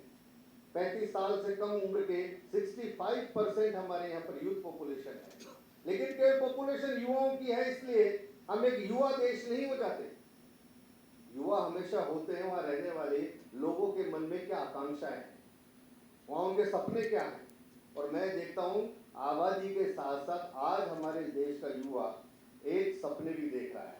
आज वो अपने देश के लिए कुछ करना चाहता है, उसको लगता है कि मैं अपने देश के लिए कुछ करूं। मैं जब से तेलंगाना में आऊँ कम से कम 10-15 लोगों से मैं मिल चुका हूँ जो अपने परिचय में बताते हैं मैं यूके में था, वापस आया हूँ, देश के लिए कुछ करना चाहता हूँ, मैं आया हूँ पॉलिटिक्स ज्वाइन की है, मुझे कुछ करना है। यानी 10-15 लोगों से मैं इसी हैदराबाद शहर में मिल चुका हूँ जो कहीं ना कहीं वापस लौटकर 10-15-20 साल काम करने के बाद युवा हैं, भारत के लिए लौट करके आए हैं कि हम अपने देश के लिए कुछ करना चाहते हैं। मेरा मानना है कि आज भारत उस प्रकार का युवाओं का आकांक्षी देश बना है, ऊर्जावान देश है, एनर्जी है। अब ये नहीं है कि यहाँ सब कुछ सरकार करेगी, नेता लोग सब करेंगे, केवल नेताओं को क्रिटिसाइज करो, सिस्टम को क्रिटिसाइज करो। उससे आगे जाकर आज का युवा अब मुझे क्या करना है उस दिशा में सोच रहा है। पहल शुरू की है, छोटे छोटे एनजीओ बनाकर लोग सफाई के काम में लगे, प्लास्टिक से फ्री प्लास्टिक के मूवमेंट में लगे, कितने प्रकार के। अभी मन की बात का जब 100वां एपिसोड हुआ तो प्रधानमंत्री जी ने जो मन की बात में ऐसे सोशल काम करने वालों की कुछ छोटी छोटी स्टोरी सुनाते हैं, आश्चर्य हुआ। हमने उनको कैलकुलेट किया, एक मन में हमारे प्लान आया कि इन सब लोगों को कहीं एक जगह कलेक्ट करना चाहिए। ये इतने सोशल काम करने वाले लोगों को हम बुलाए तो हमने लिस्ट बनाई, उसकी लिस्ट 3000 से ज्यादा की और सबके सब ऐसे युवा, कोई प्लास्टिक का टोकरी बनाने का काम कर रहा है गांव में, कोई जूट का काम कर रहा है, कोई कुछ कर रहा है, कोई सफाई। यानी ऐसे छोटे छोटे आज गांव से लेकर के विदेश में रहने वाले युवा के मन में भी अपने देश के लिए कुछ करना है। इसलिए मुझे लगता है केवल मात्र जॉब के लिए, केवल मात्र पढ़ने के लिए इतना ही नहीं है, तो देश के लिए काम करने वाला ऐसा एक ऊर्जावान ये युवा भारत आज हम सबको दिखाई देता है। अंत्योदय भारत के बारे में हम सब जानते हैं, जितनी गरीब कल्याणकारी योजना हमने देखी। भारतीय जनता पार्टी जनसंघ की शुरुआत हुई तो पंडित दीनदयाल उपाध्याय जी ने कहा था कि अंत्योदय एक शब्द दिया था, यानी अंतिम पंक्ति में खड़े हुए व्यक्ति तक अगर ये सारी सुविधाएं पहुंच रही तो मानकर चलना चाहिए कि हमारा सिस्टम ठीक है। आज ही 9 साल में अगर देखेंगे तो हम सबने आंकड़े देखे, इतने करोड़ लोगों को, महिलाओं को गैस सिलेंडर दे दिया, इतने लोगों को शौचालय दे दिए, इतने करोड़ लोगों को मकान दे दिया, इतने किसानों को, यानी कोई भी करोड़ से कम नहीं है।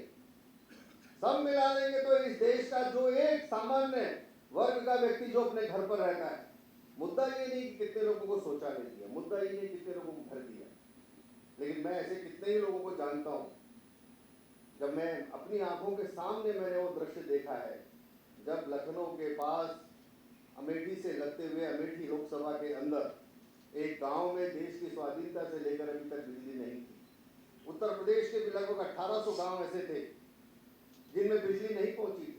मोदी जी के प्रधानमंत्री बनने के बाद जो पूरे देश के 19,000 गांव थे, उसमें से एक गांव में जिस दिन बिजली पहुंची उस दिन पार्टी ने कार्यक्रम तय किया था कि उस गांव में जाकर हम दिवाली मनाएंगे। तो मैं भी उस गांव के अंदर जिस दिन पहली बार बिजली शुरू होने वाली थी, मैं उस गांव में प्रत्यक्ष वहां था, कुछ कार्यकर्ताओं को लेकर गया, क्या जिस गांव में बिजली आएगी तो लोग क्या रिएक्शन करते हैं। एक झोपड़ी में छोटा सा बल्ब था, जलता है, तो वहां रहने वाली एक बूढ़ी माँ कहती है, मेरी जिंदगी में मैंने पहली बार लाइट देखी है। केवल किसी गांव में घर में बिजली नहीं आती है। आप सोचिए, हम हैदराबाद में रहते हैं, बड़े शहर में रहते हैं, एक गांव में बिजली जाती है तो बिजली के साथ साथ में पंखा भी जाता है, बिजली जाती है तो वहाँ मोबाइल फोन का प्लग भी जाता है, मोबाइल फोन भी जाता है, क्योंकि उससे पहले बिजली नहीं है तो मोबाइल कैसे यूज होगा। बिजली है, मोबाइल फोन गया, बिजली है, उसके घर में टीवी गया, बिजली है, उसके घर में धीरे धीरे धीरे धीरे एक बिजली पहुंचने से उस गांव में रहने वाले लोगों के जीवन में कितना बदलाव आता है। जब एक सड़क किसी गांव तक जाती है तो आप सोचिए कि उस गांव तक जब सड़क पहुंच जाती है तो उस गांव में एक सड़क जाने से क्या क्या होता है। केवल गांव में कुछ पहुंचता है ऐसा नहीं है, उस गांव से भी शहर में रोजाना दूध आने लगता है, अच्छा अन्न आने लगता है, फ्रेश वेजिटेबल आने लगती है, गांव के लोगों को शहर में एक मार्केट मिलने लगता है। धीरे धीरे गांव की आर्थिक स्थिति अपने आप बदलती है, क्योंकि वो व्यक्ति रोजाना अपने शहर से, अपने गांव से शहर आकर कुछ काम करके वापस जा सकता है। धीरे धीरे हमारे शहरों में जो एक आबादी का प्रेशर बढ़ रहा है, दबाव बढ़ रहा है, और शहर की आबादी देखिए कंटिन्यू बढ़ती जा रही है। किसी जमाने में भारत में गांव में रहने वाले 80% लोग गांव में रहते थे, केवल 20% पॉपुलेशन शहरों में रहती थी। आज 40% पॉपुलेशन शहरों में आ गई है, अब गांवों में केवल 60% लोग बचे हैं। क्यों? क्योंकि गांव में सुविधाएं नहीं है, गांव में शिक्षा नहीं है, गांव में बिजली नहीं है, गांव में सड़क नहीं है, गांव में स्वास्थ्य की सुविधा नहीं है, धीरे धीरे जॉब नहीं है, रोजगार नहीं है। जो गांव में कुछ करता था धीरे धीरे वो उसके लोकल लेवल की सब चीजें बंद हो गई हैं, इसलिए वो अपने रोजगार की तलाश में शहर में आता है। इसलिए यह एक धीरे धीरे हर गांव तक सुविधाएं और पहुंचाने का एक प्रयास करके उनके जीवन में बदलाव कैसे आया। मुझे लगता है हम सब यहाँ बैठे हुए लोगों को, अगर आप एक किसी बेनिफिशियरी से जाकर कभी मिलिए और एक बेनिफिशियरी के जीवन में उसको एक शौचालय ही मिला है घर में, लेकिन टॉयलेट मिलने से उसका सम्मान समाज के अंदर कैसे बढ़ा है। एक कच्चे मकान में रहने वाली दीदी, उसको 2 लाख 3 लाख 4 लाख का पक्का मकान मिल गया, वो लखपति दीदी हो गई, आज वो लाखों की मालिक है। वो लखपति दीदी उस मकान में रहने से उसको कैसे सुरक्षा मिली है।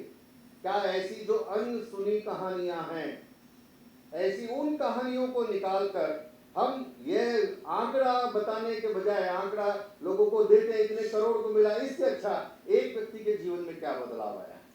जो दीनदयाल जी के अंत्योदय की कल्पना थी, तो मैं मानता हूं कि हमारा भारत अभी है उस अंत्योदय की संकल्पना को साकार करने वाला भारत है।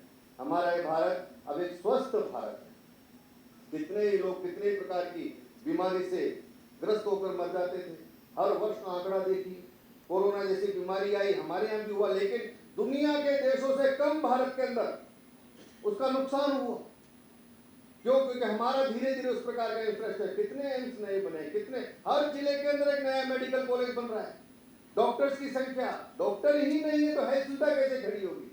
मेडिकल कॉलेज नहीं है तो मेडिकल सीट नहीं है, मेडिकल कॉलेज बढ़े, सीट बढ़ी तो डॉक्टर्स की संख्या बढ़ी, स्वाभाविक रूप से है, तो उसके कारण से हमारा इंफ्रास्ट्रक्चर भी बढ़ा। तो आज एक धीरे धीरे एक स्वस्थ भारत हमारा ये दिखाई देता है, एक सशक्त भारत। जो इंफ्रास्ट्रक्चर के क्षेत्र में अगर हम देखें तो अमेरिका में शायद कहीं लिखा था, मुझे मालूम नहीं कि एक राष्ट्रपति क्या लिखा था कि अमेरिका समृद्ध है। क्यों अमेरिका समृद्ध है? इस कारण से वहां की सड़कें बहुत अच्छी हैं।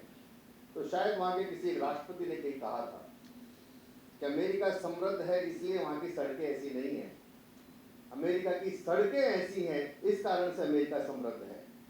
यानी एक सड़क के कारण से कैसे समृद्धता आती है। कितने एक्सप्रेसवे, वंदे भारत, कितना तो ट्रांसपोर्टेशन क्यों हो रहा है।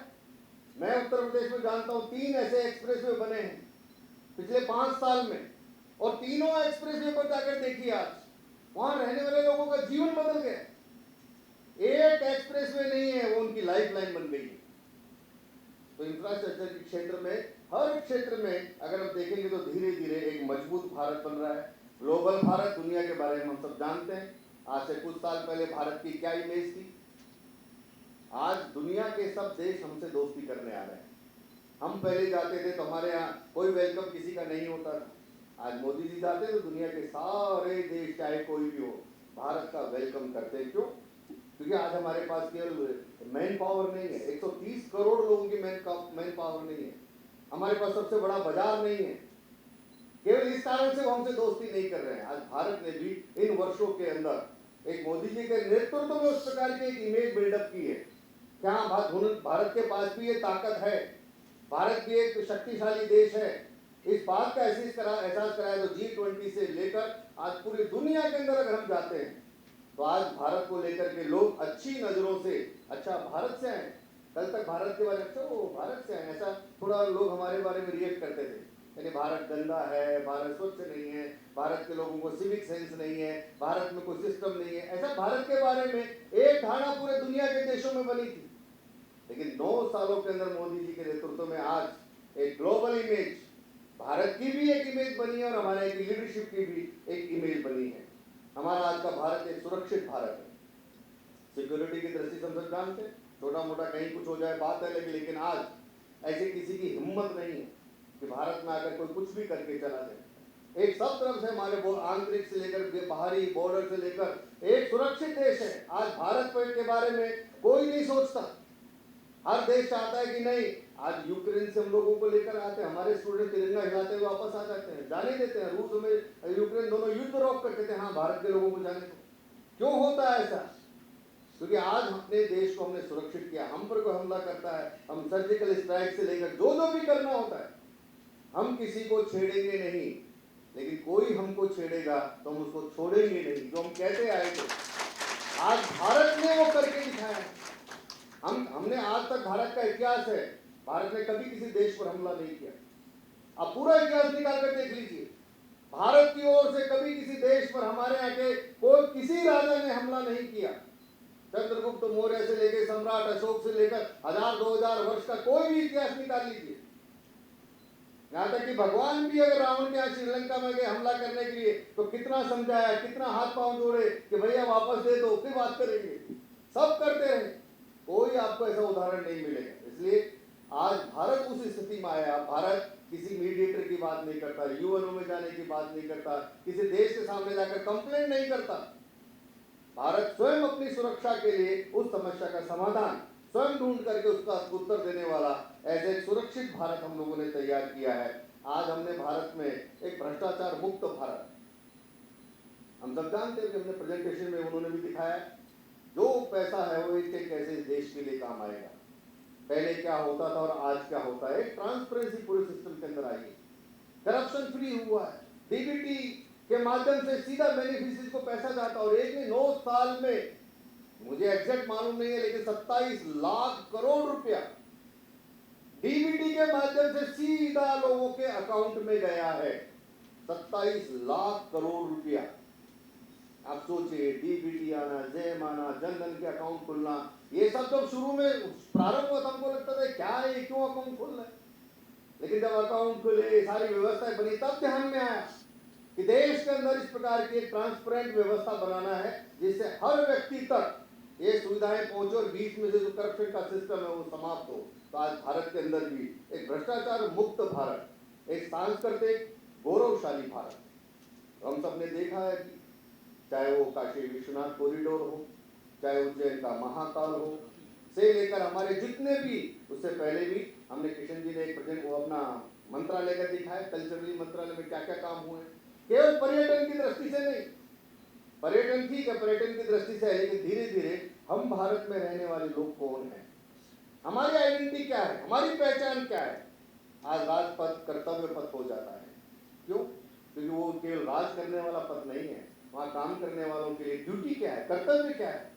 से लेकर वहां इंडिया गेट पर सुभाष चंद्र बोस की मूर्ति लग जाती है, ये सिंबल है इस देश के बदलने का।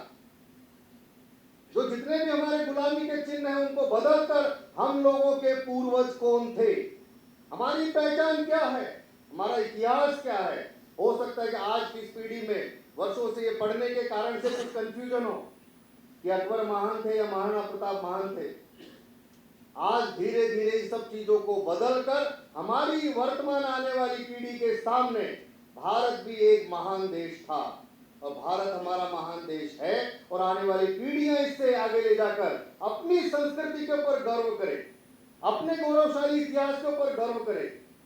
पूरे देश में ऐसे हर प्रदेश में जाकर के देखिए, कहीं बिरसा मुंडा से लेकर ऐसे सारे महापुरुषों के जीवन के बारे में नई आने वाली पीढ़ियां प्रेरणा लेकर काम कर सके, अपनी आस्था के साथ जुड़ सके, विरासत के साथ जो विकास की हम बात कहते हैं, केवल विरासत नहीं तो विरासत पर भी ध्यान देंगे और इस देश का विकास भी करेंगे। मुझे लगता है कि ये 9-10 बिंदुओं पर हम सब सोशल मीडिया के कार्यकर्ताओं ने जो पीपीटी देखा है, जो वीडियो देखा है, आप सबसे जो कार्यकर्ता भी हैं, आप हमारे शुभेच्छु भी हैं, समर्थक भी हैं, भारतीय जनता पार्टी का समर्थन भी करते हैं, मोदी जी को लेकर आप सब जागरूक भी रहते हैं।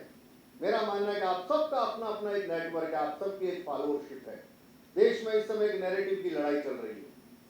उस नैरेटिव की लड़ाई में आज सभी कहते हैं कि हाँ मोदी जी जैसा कोई नहीं है, मोदी जी के नेतृत्व में ही देश आगे बढ़ेगा, ये सब हम कहते हैं। लेकिन जो आज सारा विपक्ष मिलाकर हमारे खिलाफ, वो अपने पर्सनल एजेंडे पर, उनकी अपनी जो लोकल पॉलिटिक्स है, उनका अपना जो वोट बैंक है, उसको लेकर देश के विकास में जिस प्रकार से बाधा उत्पन्न कर रहे हैं, मेरा मानना है हम सभी, क्योंकि सोशल मीडिया में काम करना ये भी एक इंस्ट्रूमेंट है। कुछ वर्षों पहले सुबह सुबह अखबार का इंतजार करते थे कि आज 24 घंटे में क्या हुआ पता चलेगा, लेकिन आज शायद कोई अखबार उठाकर बहुत कम लोग सुबह देखते होंगे। फिर टीवी आया, दूरदर्शन आया, सत्यम शिवम सुंदरम, शाम को सब उसको टीवी को देख कर खबर सुना करते थे। अरे सुबह अखबार पढ़ने से अच्छा टीवी देखो, दिन भर की खबर पता चल जाएगी। फिर 24 घंटे के चैनल आ गए, हर दिन भर न्यूज चलती रहती है। एक ही न्यूज को 50 बार 100 बार, वो भी बेचारे कितना दिखाते रहते, चलता रहता है खबर। अब वो भी नहीं है, और सबके हाथ में मोबाइल है, सबके हाथ में स्मार्टफोन है। विद इन सेकेंड्स पूरे दुनिया में क्या होता है हम अपडेट रहते हैं। विद इन सेकेंड्स आपको खबर मिल जाती है कि वहां अमेरिका में क्या हुआ, वहां पर क्या हुआ। हम इतना अपडेट रहते हैं कि पूरी दुनिया में समाचार हमारे हाथ में ही रहता है। तो हमारे हाथ में जो एक बहुत बड़ा इंस्ट्रूमेंट आया है, मेरा मानना है आप सभी लोगों को, जो देश में एक परिवर्तन आ रहा है, देश में जो एक बदलाव आ रहा है, मैं मानता हूं कि ये अभी एक बेस बनाने का काम इन 10 सालों में 9 सालों में मोदी जी ने किया है। भारत अभी से आगे और बहुत कुछ जाना है। भारत की ये यात्रा निरंतर आगे चलती रहे, इसलिए हम सबका यह दायित्व बनता है कि इस नए भारत को बनाने में, एक सोशल मीडिया पर एक पॉजिटिव वातावरण बनाने में, एक अच्छा नैरेटिव बनाने में, देश में समाज में लोगों को अवेयर करने में, केवल आंकड़े वगैरह देकर नहीं, उनके पीछे के वास्तविक सत्य क्या है, कैसे मोदी जी के नेतृत्व में भारत बदला है। मुझे लगता है कि इस प्रकार का एक अभियान आप सब चलाएंगे तो निश्चित रूप से भारतीय जनता पार्टी के संगठन के काम की दृष्टि से आप सबका एक सहयोग हमको मिलता रहा है, आगे भी मिलता रहेगा। इसी अपेक्षा के साथ अपनी बात को समाप्त करता हूँ। नमस्कार। भारतीय जनता पार्टी एनडीए నరేంద్ర మోడీ గారి నాయకత్వంలో పరిపాలన పూర్తి చేసుకున్న సందర్భంగా ఈరోజు ఈ రకమైనటువంటి సమావేశాలు, వందలాది సమావేశాలు మనం నిర్వహిస్తా ఉన్నాం.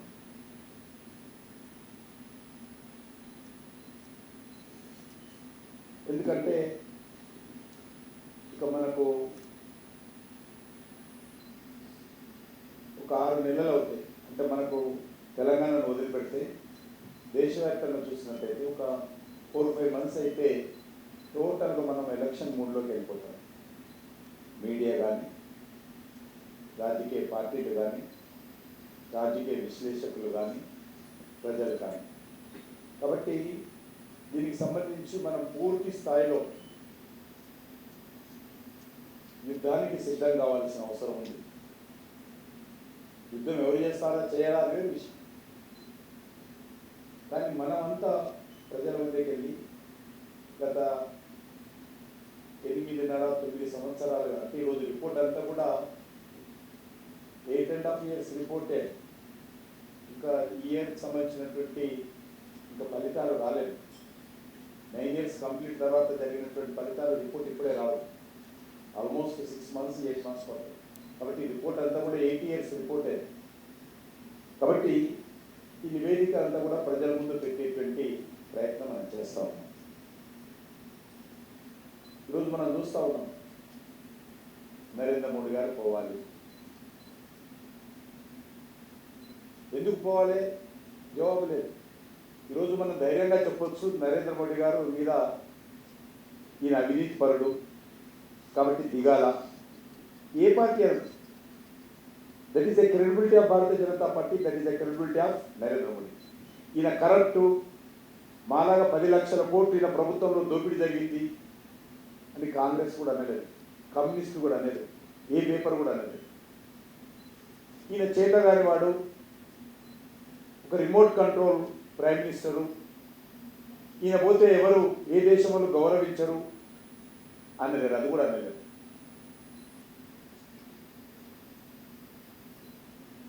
ఈయన మా కుటుంబ పార్టీలను వెంటాడుతున్నాడు, మా కుటుంబ పార్టీల అవినీతిని వెంటాడుతున్నాడు, అది బయటికి చెప్పలేరు.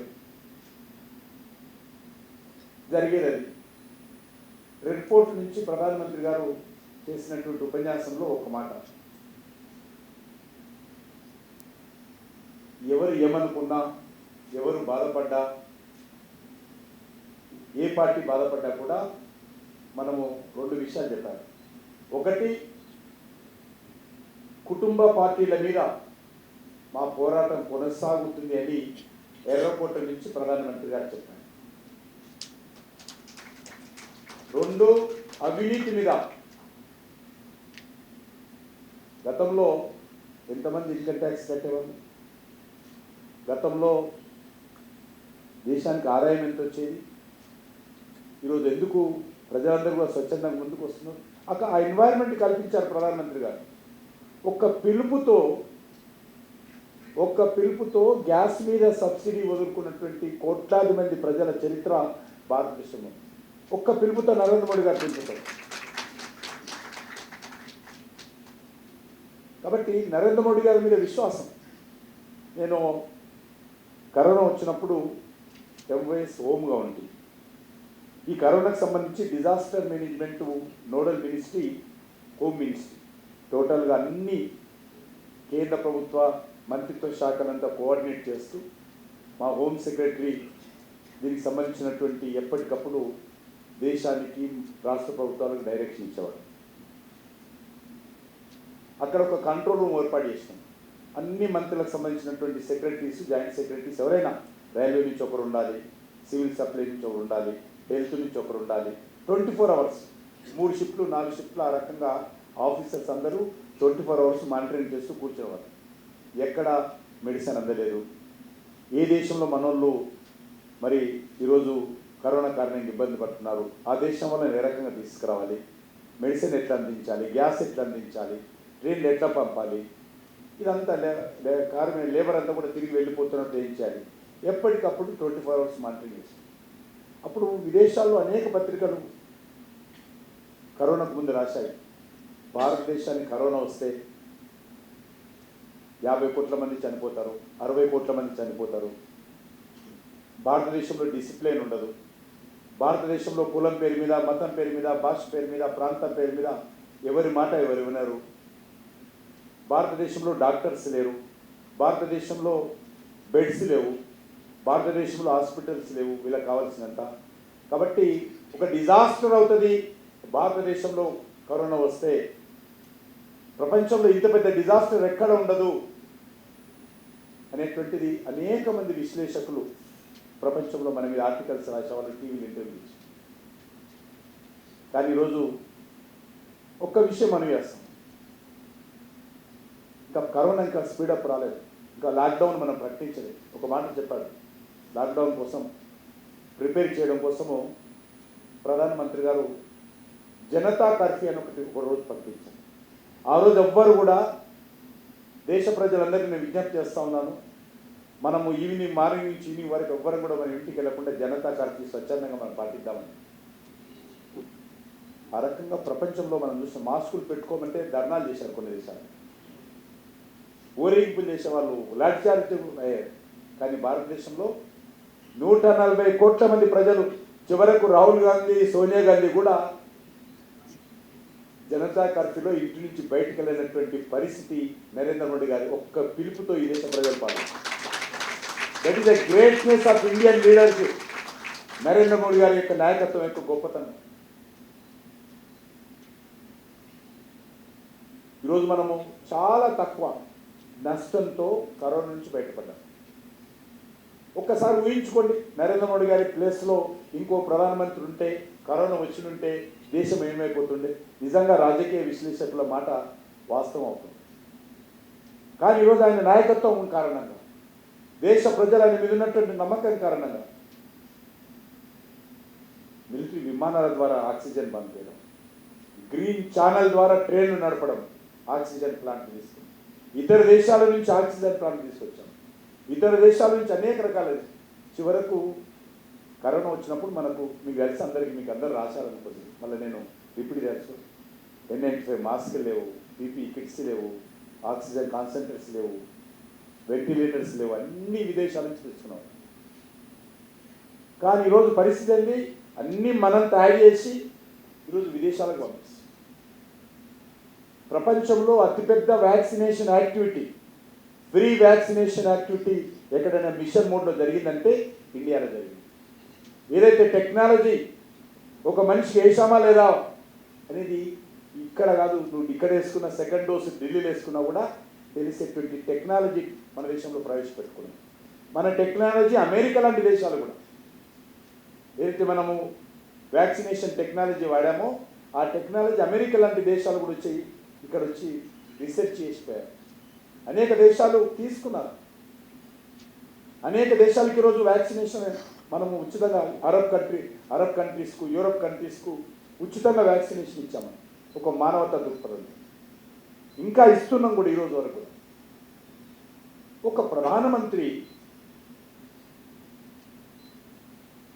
వ్యాక్సినేషన్ రీసెర్చ్ చేసేటువంటి ఒక కంపెనీకి వెళ్ళి 5 గంటల కంపెనీలో ఉన్నాడంటే ఫస్ట్ డోసు సెకండ్ డోస్ మధ్యలో మన థర్డ్ డోస్ సెకండ్ డోస్ వస్తున్నారా అలా తెలియదు. మనకు అప్పుడు తెలియదు.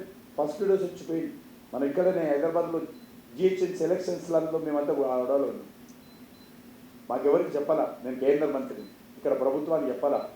బేగంపట్టి ఎయిర్పోర్ట్ దిగారు ప్రధానమంత్రిగా నేరుగా, ఒక్కడే నేరుగా భారత్ బయోటెక్ కంపెనీకి 5-6 గంటల కంపెనీలో ఉండి ఆర్డినరీ వర్కర్స్తో, కార్మికులతో, రీసెర్చ్ చేసేటువంటి కార్మికులతో, ఇంజనీర్స్తో, లేకపోతే సైంటిస్టులతో, మేనేజ్మెంట్తో మాట్లాడి చెప్పాడు, మీకు ఎంత డబ్బు కావాలన్నా నేను ఇస్తాను, మీకు ఏ రకమైనటువంటి పరిశోధన చేయాలనే చేయండి, కానీ వ్యాక్సినేషన్ మనం కనుక్కొనాలి.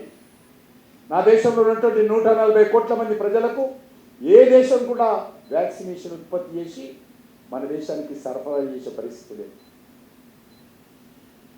ఏ దేశం కూడా ఆ దేశంలో వాళ్ళ ప్రాణాలు రక్షించుకోవడం కోసం ప్రయత్నం చేసుకుంటున్నారు తప్ప పక్క దేశాల గురించి ఆలోచన చేసే పరిస్థితి లేదు.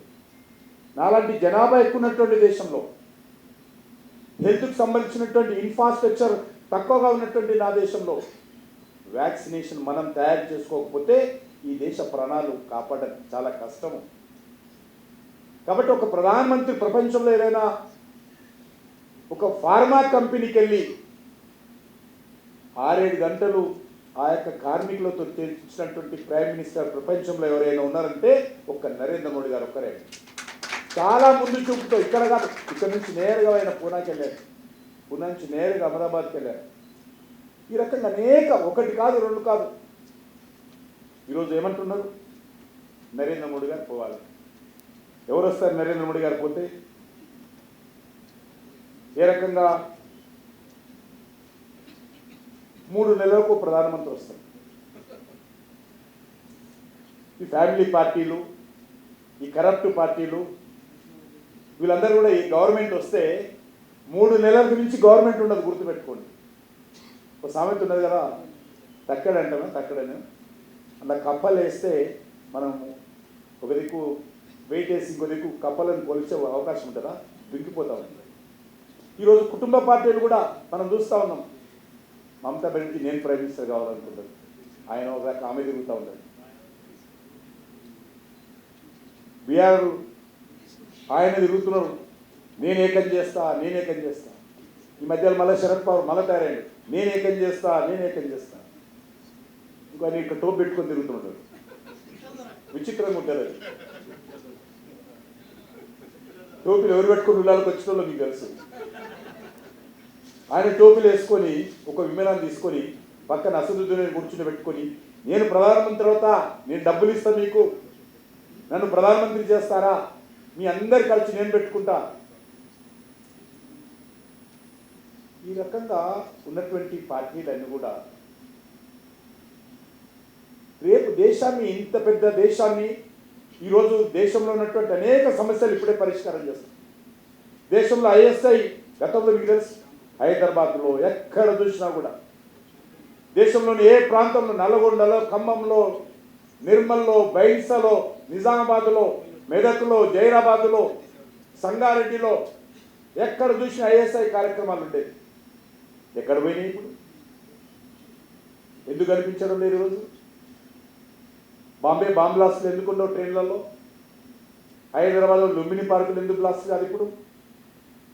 గోకుల్చాల్ బండారులు ఎందుకు కాదు? దిల్సుఖ్నగర్ సాయిబాబా టెంపుల్ ఎందుకు కాదు? జీరో టెర్రరిజం మీద, వైలెన్స్ మీద జీరో టాలరెన్స్తో ఈరోజు భారత ప్రభుత్వము ఉక్కు పాదంతో ఐఎస్ఐ ఈరోజు అణిచివేశామని మనం చేస్తాం. ఉక్కు పాదంతో ఎక్కడ పోయింది ఐఎస్ఐ? పాకిస్తాన్ రోజు 100 కోట్ల రూపాయలు మన దేశం మీద, ఐఎస్ఐ మీద ఖర్చు పెట్టి, దేశంలో అశాంతి సృష్టించడం కోసం, మత కళాలు పెంచడం కోసం 100,000 కోట్ల రూపాయలు పాకిస్తాను భారతదేశం మీద ఖర్చు పెట్టి, అటువంటి భారతదేశాన్ని ఈరోజు ప్రపంచంలో ఏకాకి చేసినాం. ఏ దేశం కూడా ఈరోజు పాకిస్తాన్ దిక్కు చూసే పరిస్థితి లేదు. దుర్మార్గమైనటువంటి చైనా తప్ప. వాళ్ళు కూడా పూర్తి స్వార్థం. పాకిస్తాన్ డిస్ట్రాయ్ చేసేంత వరకు కూడా వాడు కూడా వదలడు. మొత్తం అన్ని లంకాలు రాయించుకున్నట్టు అన్ని రాయించుకుంటాడు, అగ్రిమెంట్ రాయించుకుంటూ దాన్ని స్వాధీనం చేస్తాడు.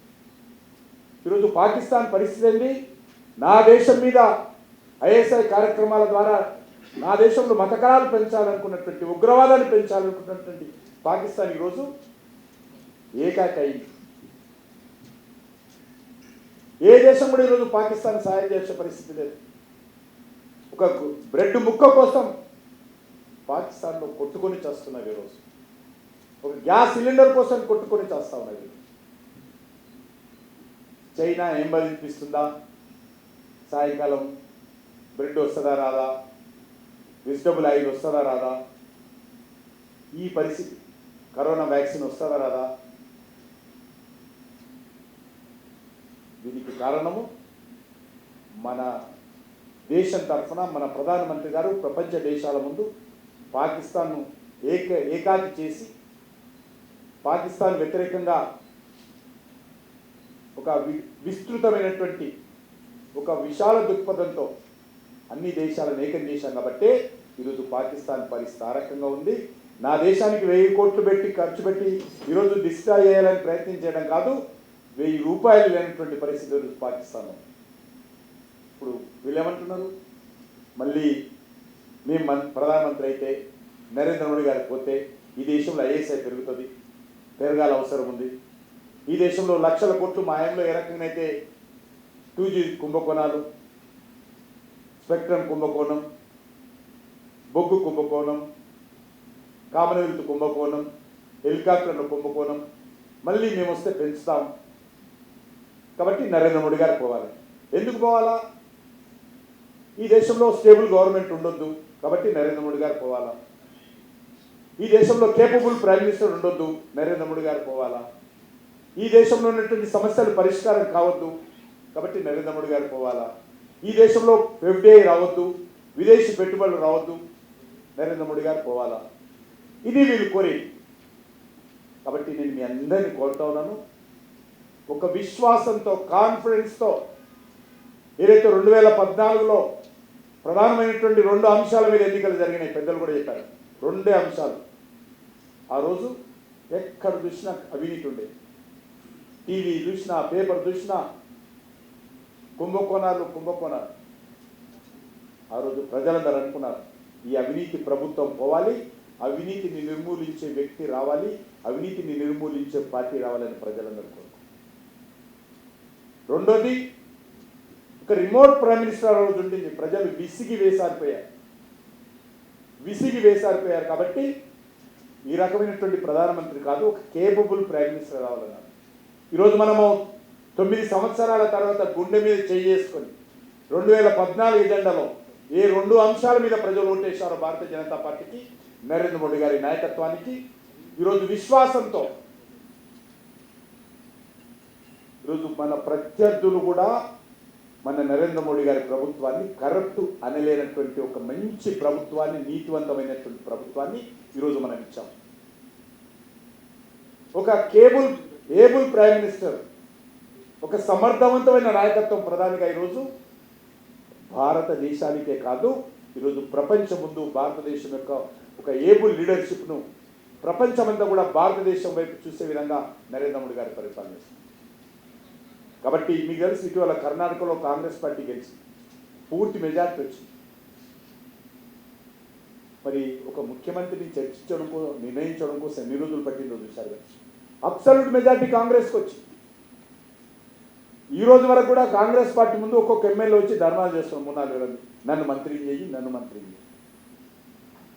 అంటే కాంగ్రెస్ పార్టీ కానీ, ఈ చిన్న పార్టీలు కానీ, కుటుంబ పార్టీలు కానీ దేశంలో రేపు అధికారంలోకి వస్తే ఏ రకంగా ఉంటుందో ఒక్కసారి ఆలోచన చేసుకుంది, ఊహించుకోవాల్సిన అవసరం ఉంది.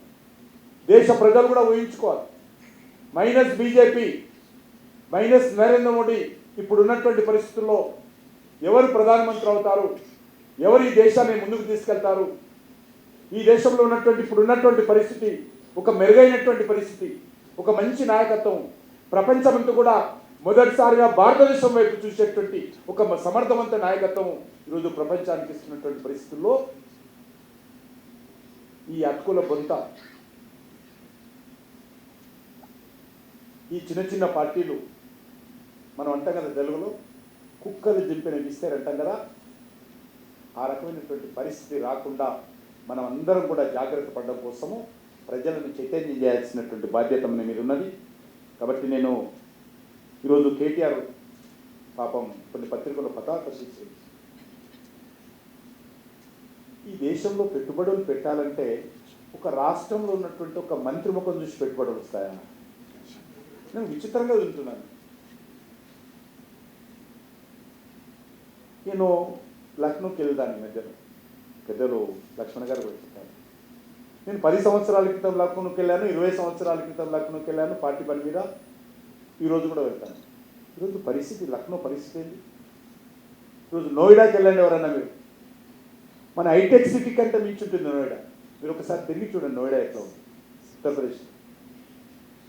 మనం అందరం హైటెక్ సిటీ చాలా గొప్పది అనుకుంటాను. నేను చాలా నిజంగా అనుకున్నాను, సంతోషపడేవాడిని, అదే ఇది సింగపూర్ లాగా ఉంది అనుకున్నాను నైట్ టైం చూసి. కానీ అంతకంటే మించి నోయిడా ఉన్నది.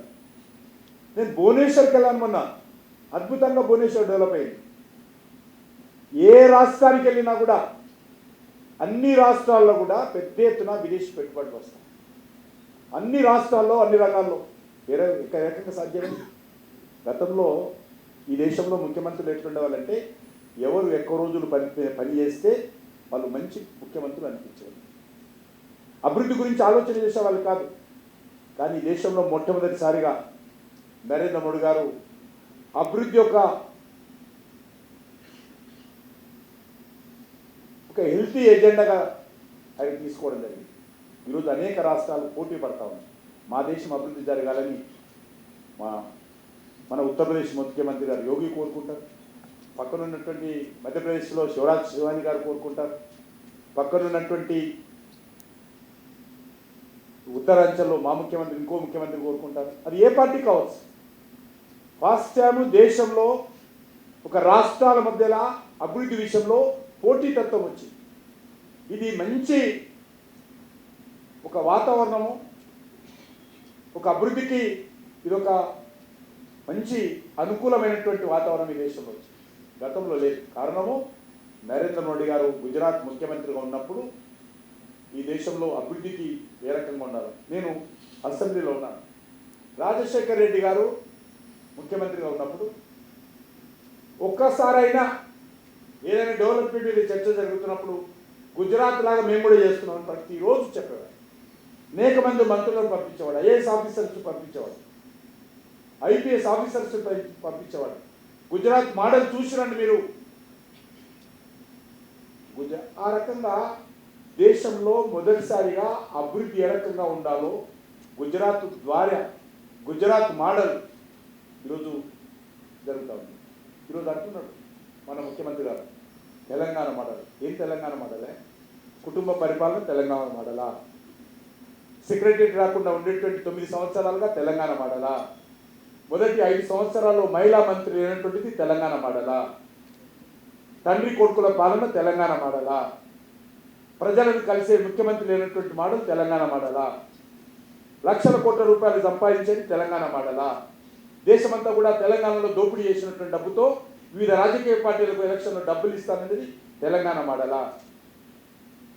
ధర్నా చౌక్లో ధర్నా కూడా చేయొద్దు అనేది తెలంగాణ మోడలా? అక్రమ కేసులు పెట్టేది తెలంగాణ మోడలా? చెప్పిన హామీలు నిలబెట్టుకోకపోవడం తెలంగాణ మోడలా? ఏది తెలంగాణ మోడల్ అని అడుగుతాం. గుణాత్మకమైనటువంటి మార్పు అంటాడు. ఎక్కడ గుణాత్మకమైన మార్పు? నాకు తెలిసినంత వరకు ప్రపంచంలో ఇప్పుడున్నటువంటి వ్యవస్థలో ఇస్లామిక్ దేశాలు కూడా మహిళా మంత్రి లేనటువంటి ప్రభుత్వాలు నడపలే. మన తెలంగాణలో నడపడు మహాబాబు. 5 సంవత్సరాలు మహిళా మంత్రే లేదు. ఇస్లామిక్ దేశాలు వాళ్ళు ఇంకా మహిళలు అన్ని రకాల రానివారు, కానీ కనీసం ఏదో రకంగా బుర్కా వేసుకొని ఇది వేసుకొని అన్ని దేశాల్లో కూడా మంత్రులు ఉంటారు. కానీ మన తెలంగాణలో అంతకంటే దరిద్రము ప్రభుత్వం 5 సంవత్సరాలు ఇచ్చారు. కాబట్టి నేను మీకు అందరినీ కోరుతా ఉన్నాను, మనలాగా పెద్ద అపార్ట్మెంట్ తీసుకొని మిగతా పార్టీలలాగా నేను ఏదైనా ఒక వాట్సాప్ పెడతానో స్టేట్మెంట్ ఇస్తానో ఒక నిమిషంలో 100 మంది నాకు వ్యతిరేకంగా పోస్ట్ చేస్తాను. నేను ఒకసారి చూస్తాను ఎవరు వాడు అంటే టిల్లు అంటే పేర్లు ఎట్టుంటాయి, మనకి అడ్రస్ ఉండదు. మనం ఫాలో చేయమందంటే ఒకడు 0 గల పోస్టింగ్ 0 ఉంటుంది. పోస్టింగ్ అయితే కొన్ని మా మీద చేస్తారు కాబట్టి పోస్టింగ్ ఉంటాయి. మోడీ గారు వ్యతిరేకంగానో మన పార్టీకి వ్యతిరేకంగానో పోస్టింగ్ ఉంటాయి. ఫాలోయింగ్ ఒకటి కూడా ఉండదు. దాని అర్థం ఏంటో అర్థం చేసుకోవచ్చు. అన్నీ ఒకటే కాంప్లెక్స్లో ఉంటారు అందరు. ఒక్కొక్కరు 20-30 దొంగ హ్యాండిల్స్ పెట్టుకొని ఎందుకంటే ఇష్టం ఉన్నట్టు మాట్లాడుతుంటారు. నేను చూస్తుంటాను మన సంబంధించిన ఇంత అద్భుతంగా మన వాళ్ళు. అది అందరూ అనుకుంటారు బీజేపీలో చేస్తున్నారు, ఆఫీస్ నుంచే చేస్తారు అనుకుంటారు. కానీ బీజేపీ నుంచి ఎప్పుడు కూడా ఇక అందరూ కూడా బీజేపీ ఆఫీసులో ఇక్కడ కూర్చున్న వాళ్ళు ఒక్క కేటీఆర్ టీం ఎంత చేస్తుందో ఇక్కడ కూర్చున్నటువంటి వాళ్ళు ఒకరొకరు అంత శక్తి కలిగినటువంటి వాళ్ళు ఇక్కడ ఉన్నారు. మనము రాష్ట్ర రాజధానిలో ఉన్నాం. తెలంగాణకు అంతా కూడా మన హైదరాబాద్ వైపు చూస్తుంది. కాబట్టి మీరు ముఖ్యమైనటువంటి సిటీలో ఉన్నటువంటి ఇన్ఫ్లుయెన్సర్స్ కావచ్చు, యాక్టివిస్ట్ కావచ్చు, పార్టీలో ఉన్నటువంటి కార్యకర్తలుగా ఉన్నటువంటి వాళ్ళు కూడా కొంతమంది ఉన్నారు. కాబట్టి ఇదంతా కూడా ఒక బీజేపీ లేదా ఒక నేషనలిస్ట్ సోషల్ మీడియా ఫ్యామిలీ. మనమందరం ఒక నేషనలిస్ట్ సోషలిస్ట్ మీడియా ఫ్యామిలీ కింద మనందరము కలిసి మనం రానున్న రోజుల్లో వీఆర్ ఫర్ కంట్రీ. ఒకటి మాట గుర్తుపెట్టుకోండి, మీరు కూడా ఆ రకంగానే ఉండాలి. You are not for Kishan Reddy, you are not for Modi, you are for India. మీ దేశం కోసం పోస్ట్ చేయండి, దేశం కోసం సోషల్ మీడియాలో కీలక పాత్ర పోషించండి. ఎందుకంటే భారతీయ జనతా పార్టీ మాది నేషన్ ఫస్ట్ పార్టీ అయితే ఈరోజు జగత్ ప్రకాష్ నడ్డా గారు ప్రెసిడెంట్గా ఉన్నారు. ఎవరైనా భూప్రపంచంలో ఉన్నటువంటి ఏ వ్యక్తి అయినా సరే, ఇంక్లూడింగ్ మా ప్రైమ్ మినిస్టర్ అనుకోండి, లేకపోతే ఇంకెవరైనా అనుకోండి, ఎవరు అధ్యక్షులు అవుతారో భూప్రపంచంలో ఎవరూ చెప్పలేరు. నువ్వు ఏ పార్టీనైనా తీసుకో, టీడీపీ తీసుకో, బీఆర్ఎస్ తీసుకో, లేకపోతే ఇంకే పార్టీ తీసుకో, నెక్స్ట్ ఆ పార్టీకి ప్రెసిడెంట్ ఎవరైతే పొద్దున్న నేను చెప్తావు చూచాయి. చెప్పలేనిది ఒకటే పార్టీ, అది భారతీయ జనతా పార్టీ. నేను అదే బీజేపీ ఆఫీస్లో ఇలాంటి మీటింగ్లు అయితే ఇప్పుడు కూడా వేస్తానని అదే విషయం. ఇప్పుడు కూడా చైర్లు జరిపాను. చైర్లు కుర్చీలు వేసి మీటింగ్ చేసినటువంటి ఒక కార్యకర్త అదే ఆఫీస్లో బీజేపీ రాష్ట్ర అధ్యక్షుడు అయితే వాడు 3 సార్లు నేను అదే ఆఫీస్ ఉన్నటువంటి ప్రాంతానికి ఎమ్మెల్యే అవుతా, అదే ఆఫీస్ ఉన్నటువంటి ప్రాంతానికి ఎంపీని అవుతా. ఈరోజు కేంద్రంలో క్యాబినెట్ మంత్రి, సాధారణ కార్యకర్తలు. లక్ష్మణ్ గారు కూడా చెప్పారు, ఒక టీ అమ్మేటువంటి ఒక కుటుంబం నుంచి వచ్చినటువంటి వ్యక్తి దేశ ప్రధానమంత్రి చేస్తుంది భారతీయ జనతా పార్టీ. కుటుంబాలు లేవు మాకు, రాజకీయ కుటుంబాల నేపథ్యం లేదు, కులాల నేపథ్యం లేదు, డబ్బుల నేపథ్యం లేదు. మాకు ఉండేటువంటిది కూడా ఐడియాలజీ, సిద్ధాంతం. ఆ సిద్ధాంతం కూడా నేషన్ ఫస్ట్ సిద్ధాంతం. ఇప్పుడు కేసీఆర్కి ఏది ముఖ్యమంటే ఆయననే ముఖ్యం, కొడుకు కూడా కాదు, గుర్తుపెట్టుకోండి. ఫస్ట్ ఆయన, ఆ తర్వాత కొడుకు, ఇంకా అవకాశం వస్తే కూతురు, ఆ తర్వాత పార్టీ కూడా కాదు.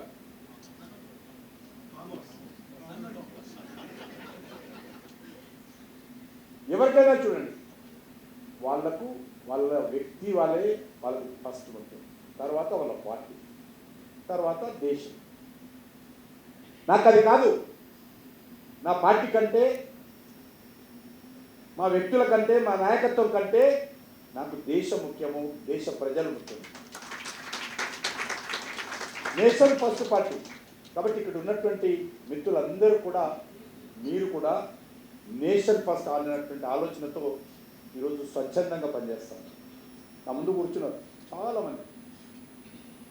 ఒక వీరోచితమైనటువంటి పోరాటంగా ఈరోజు సోషల్ మీడియాలో మీరు చేస్తున్నారు. అక్కడ కిరాయి మనుషులు, ఇక్కడ దేశభక్తులు. అక్కడ కిరాయి మనుషులతో చేస్తున్నటువంటి పోటీ ఉంటే, ఇక్కడ దేశభక్తితో, జాతీయ భావనతో దేశం కోసం ఈరోజు పనిచేస్తాం.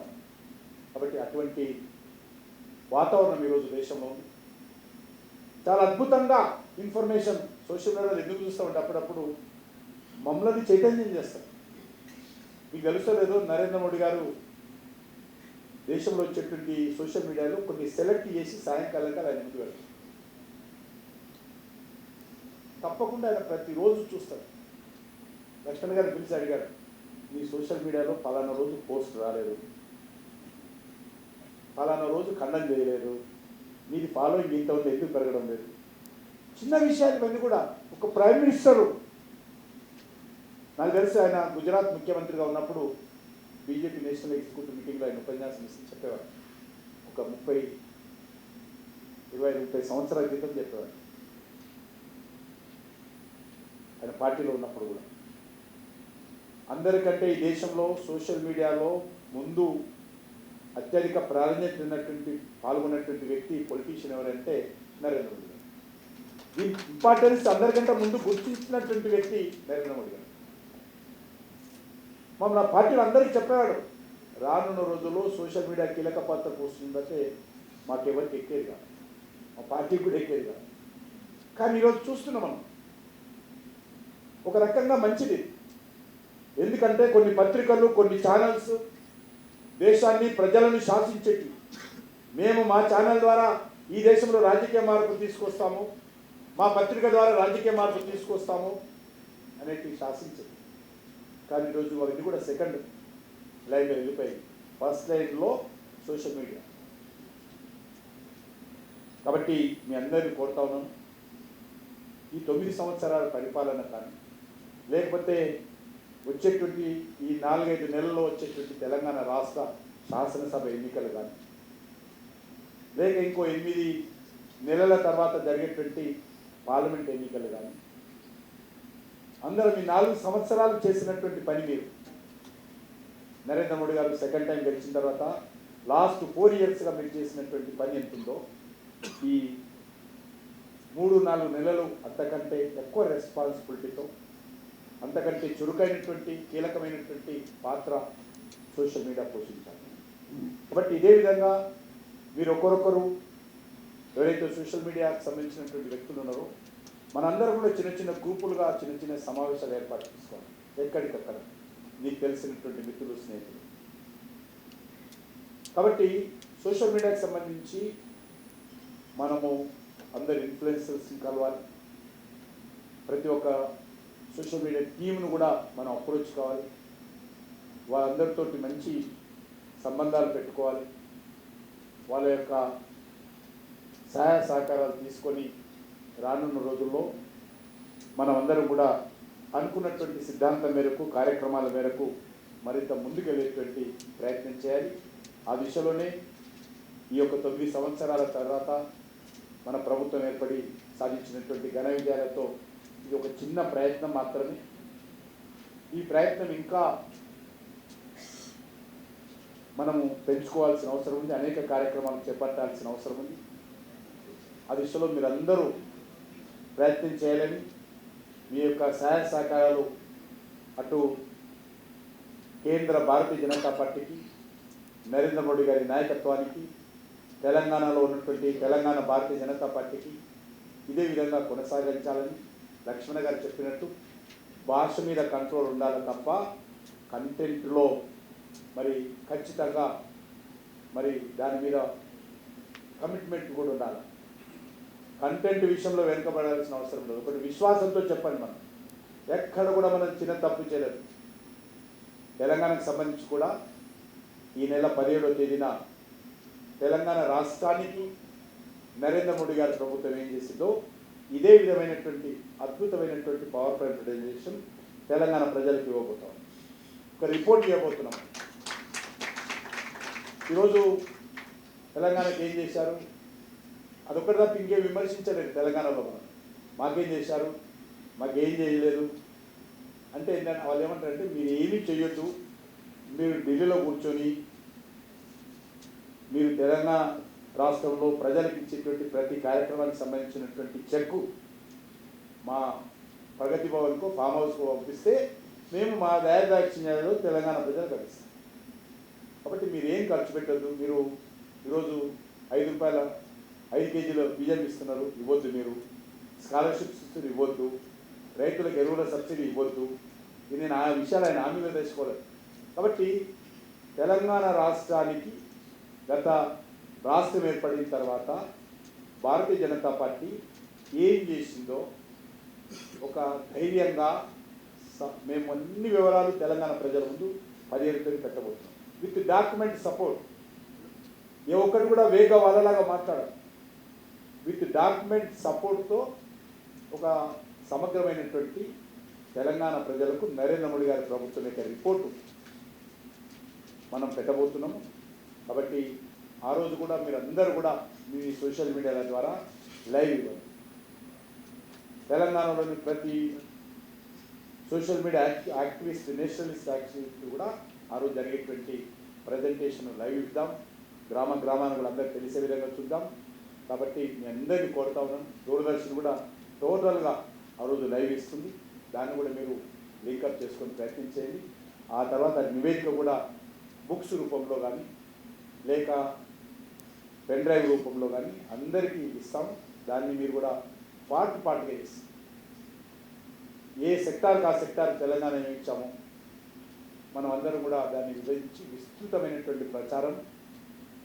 ఒకటి నరేంద్ర మోడీ గారు దేశవ్యాప్తంగా తెలంగాణకు ఏం చేసిందో అది విస్తృతంగా 17th వరకు చేద్దాం. 17th తర్వాత తెలంగాణకు భారతీయ జనతా పార్టీ కేంద్ర నాయకత్వం, నరేంద్ర మోడీ గారి నాయకత్వం కేంద్ర ప్రభుత్వం ఏం చేస్తుందో అది కూడా సెకండ్ ఫేజ్లో దాన్ని కూడా చేద్దామని చెప్పి మీ అందరినీ కోరుకుంటూ, ఇంత ఆలస్యమైనా కూడా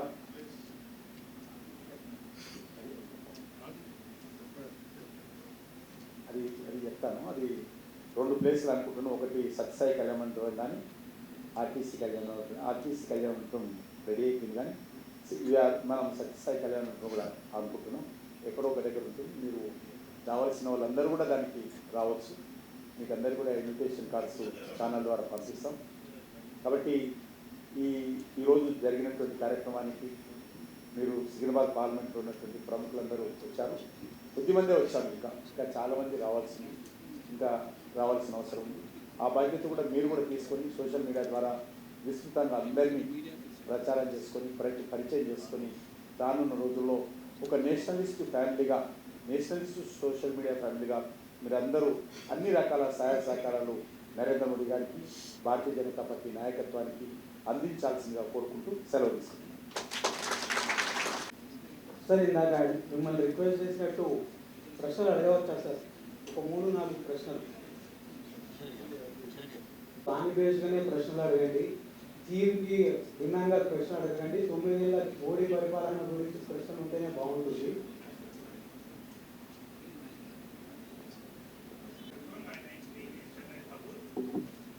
Hello.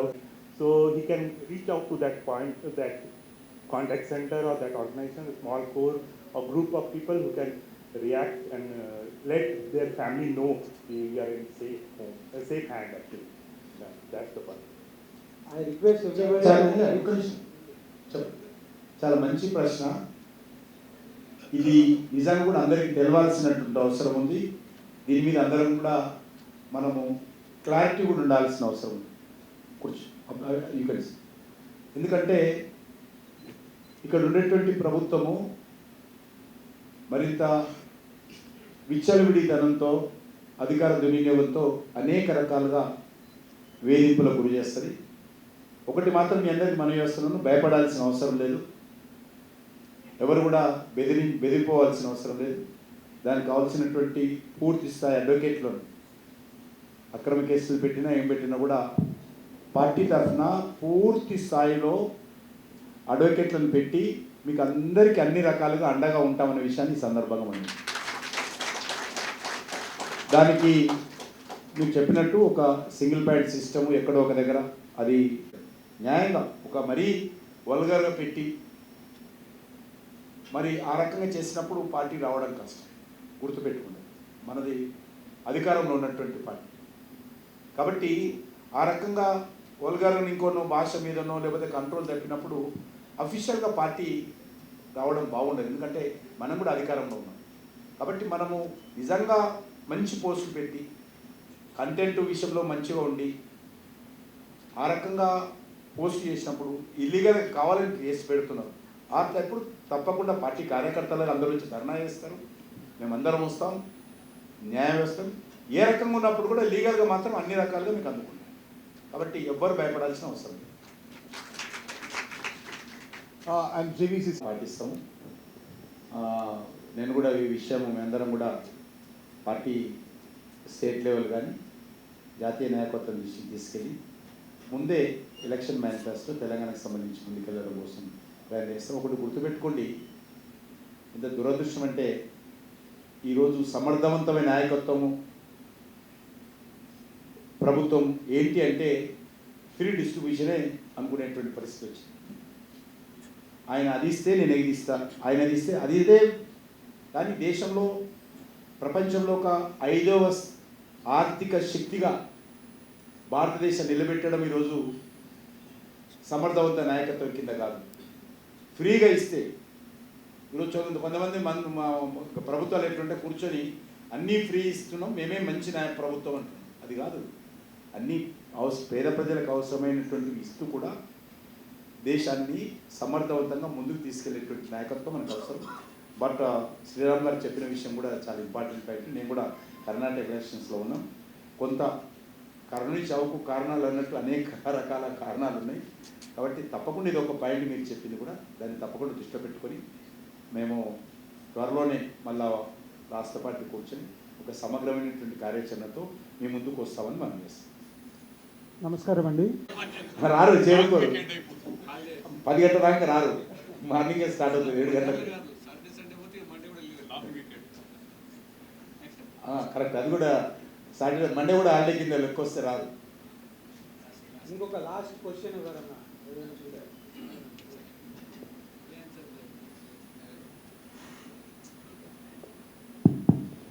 అది more as a suggestion rather than question. మనం అందరం విన్నాం, నాయకులందరూ కూడా చాలా విషయాలు మాట్లాడారు. దీన్ని బట్టి చూస్తే మనకు కంటెంట్ చాలా ఉంది.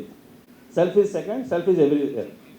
అది మనం దృష్టిలో పెట్టుకోవాలి. బ్లైండ్గా వితౌట్ ఎనీ జడ్జిమెంట్స్ కరెక్ట్గా కాదని ఆలోచించకండి.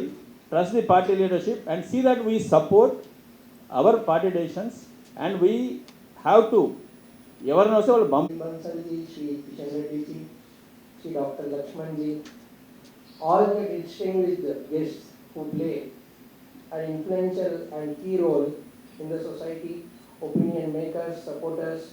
Thank you for turning out in large numbers on a weekday, and that too in this hot summer afternoon.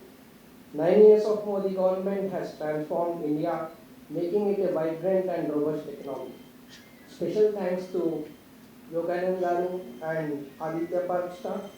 Please join us for high tea and refreshments now. Once again, I thank each and everyone present here. Thank you.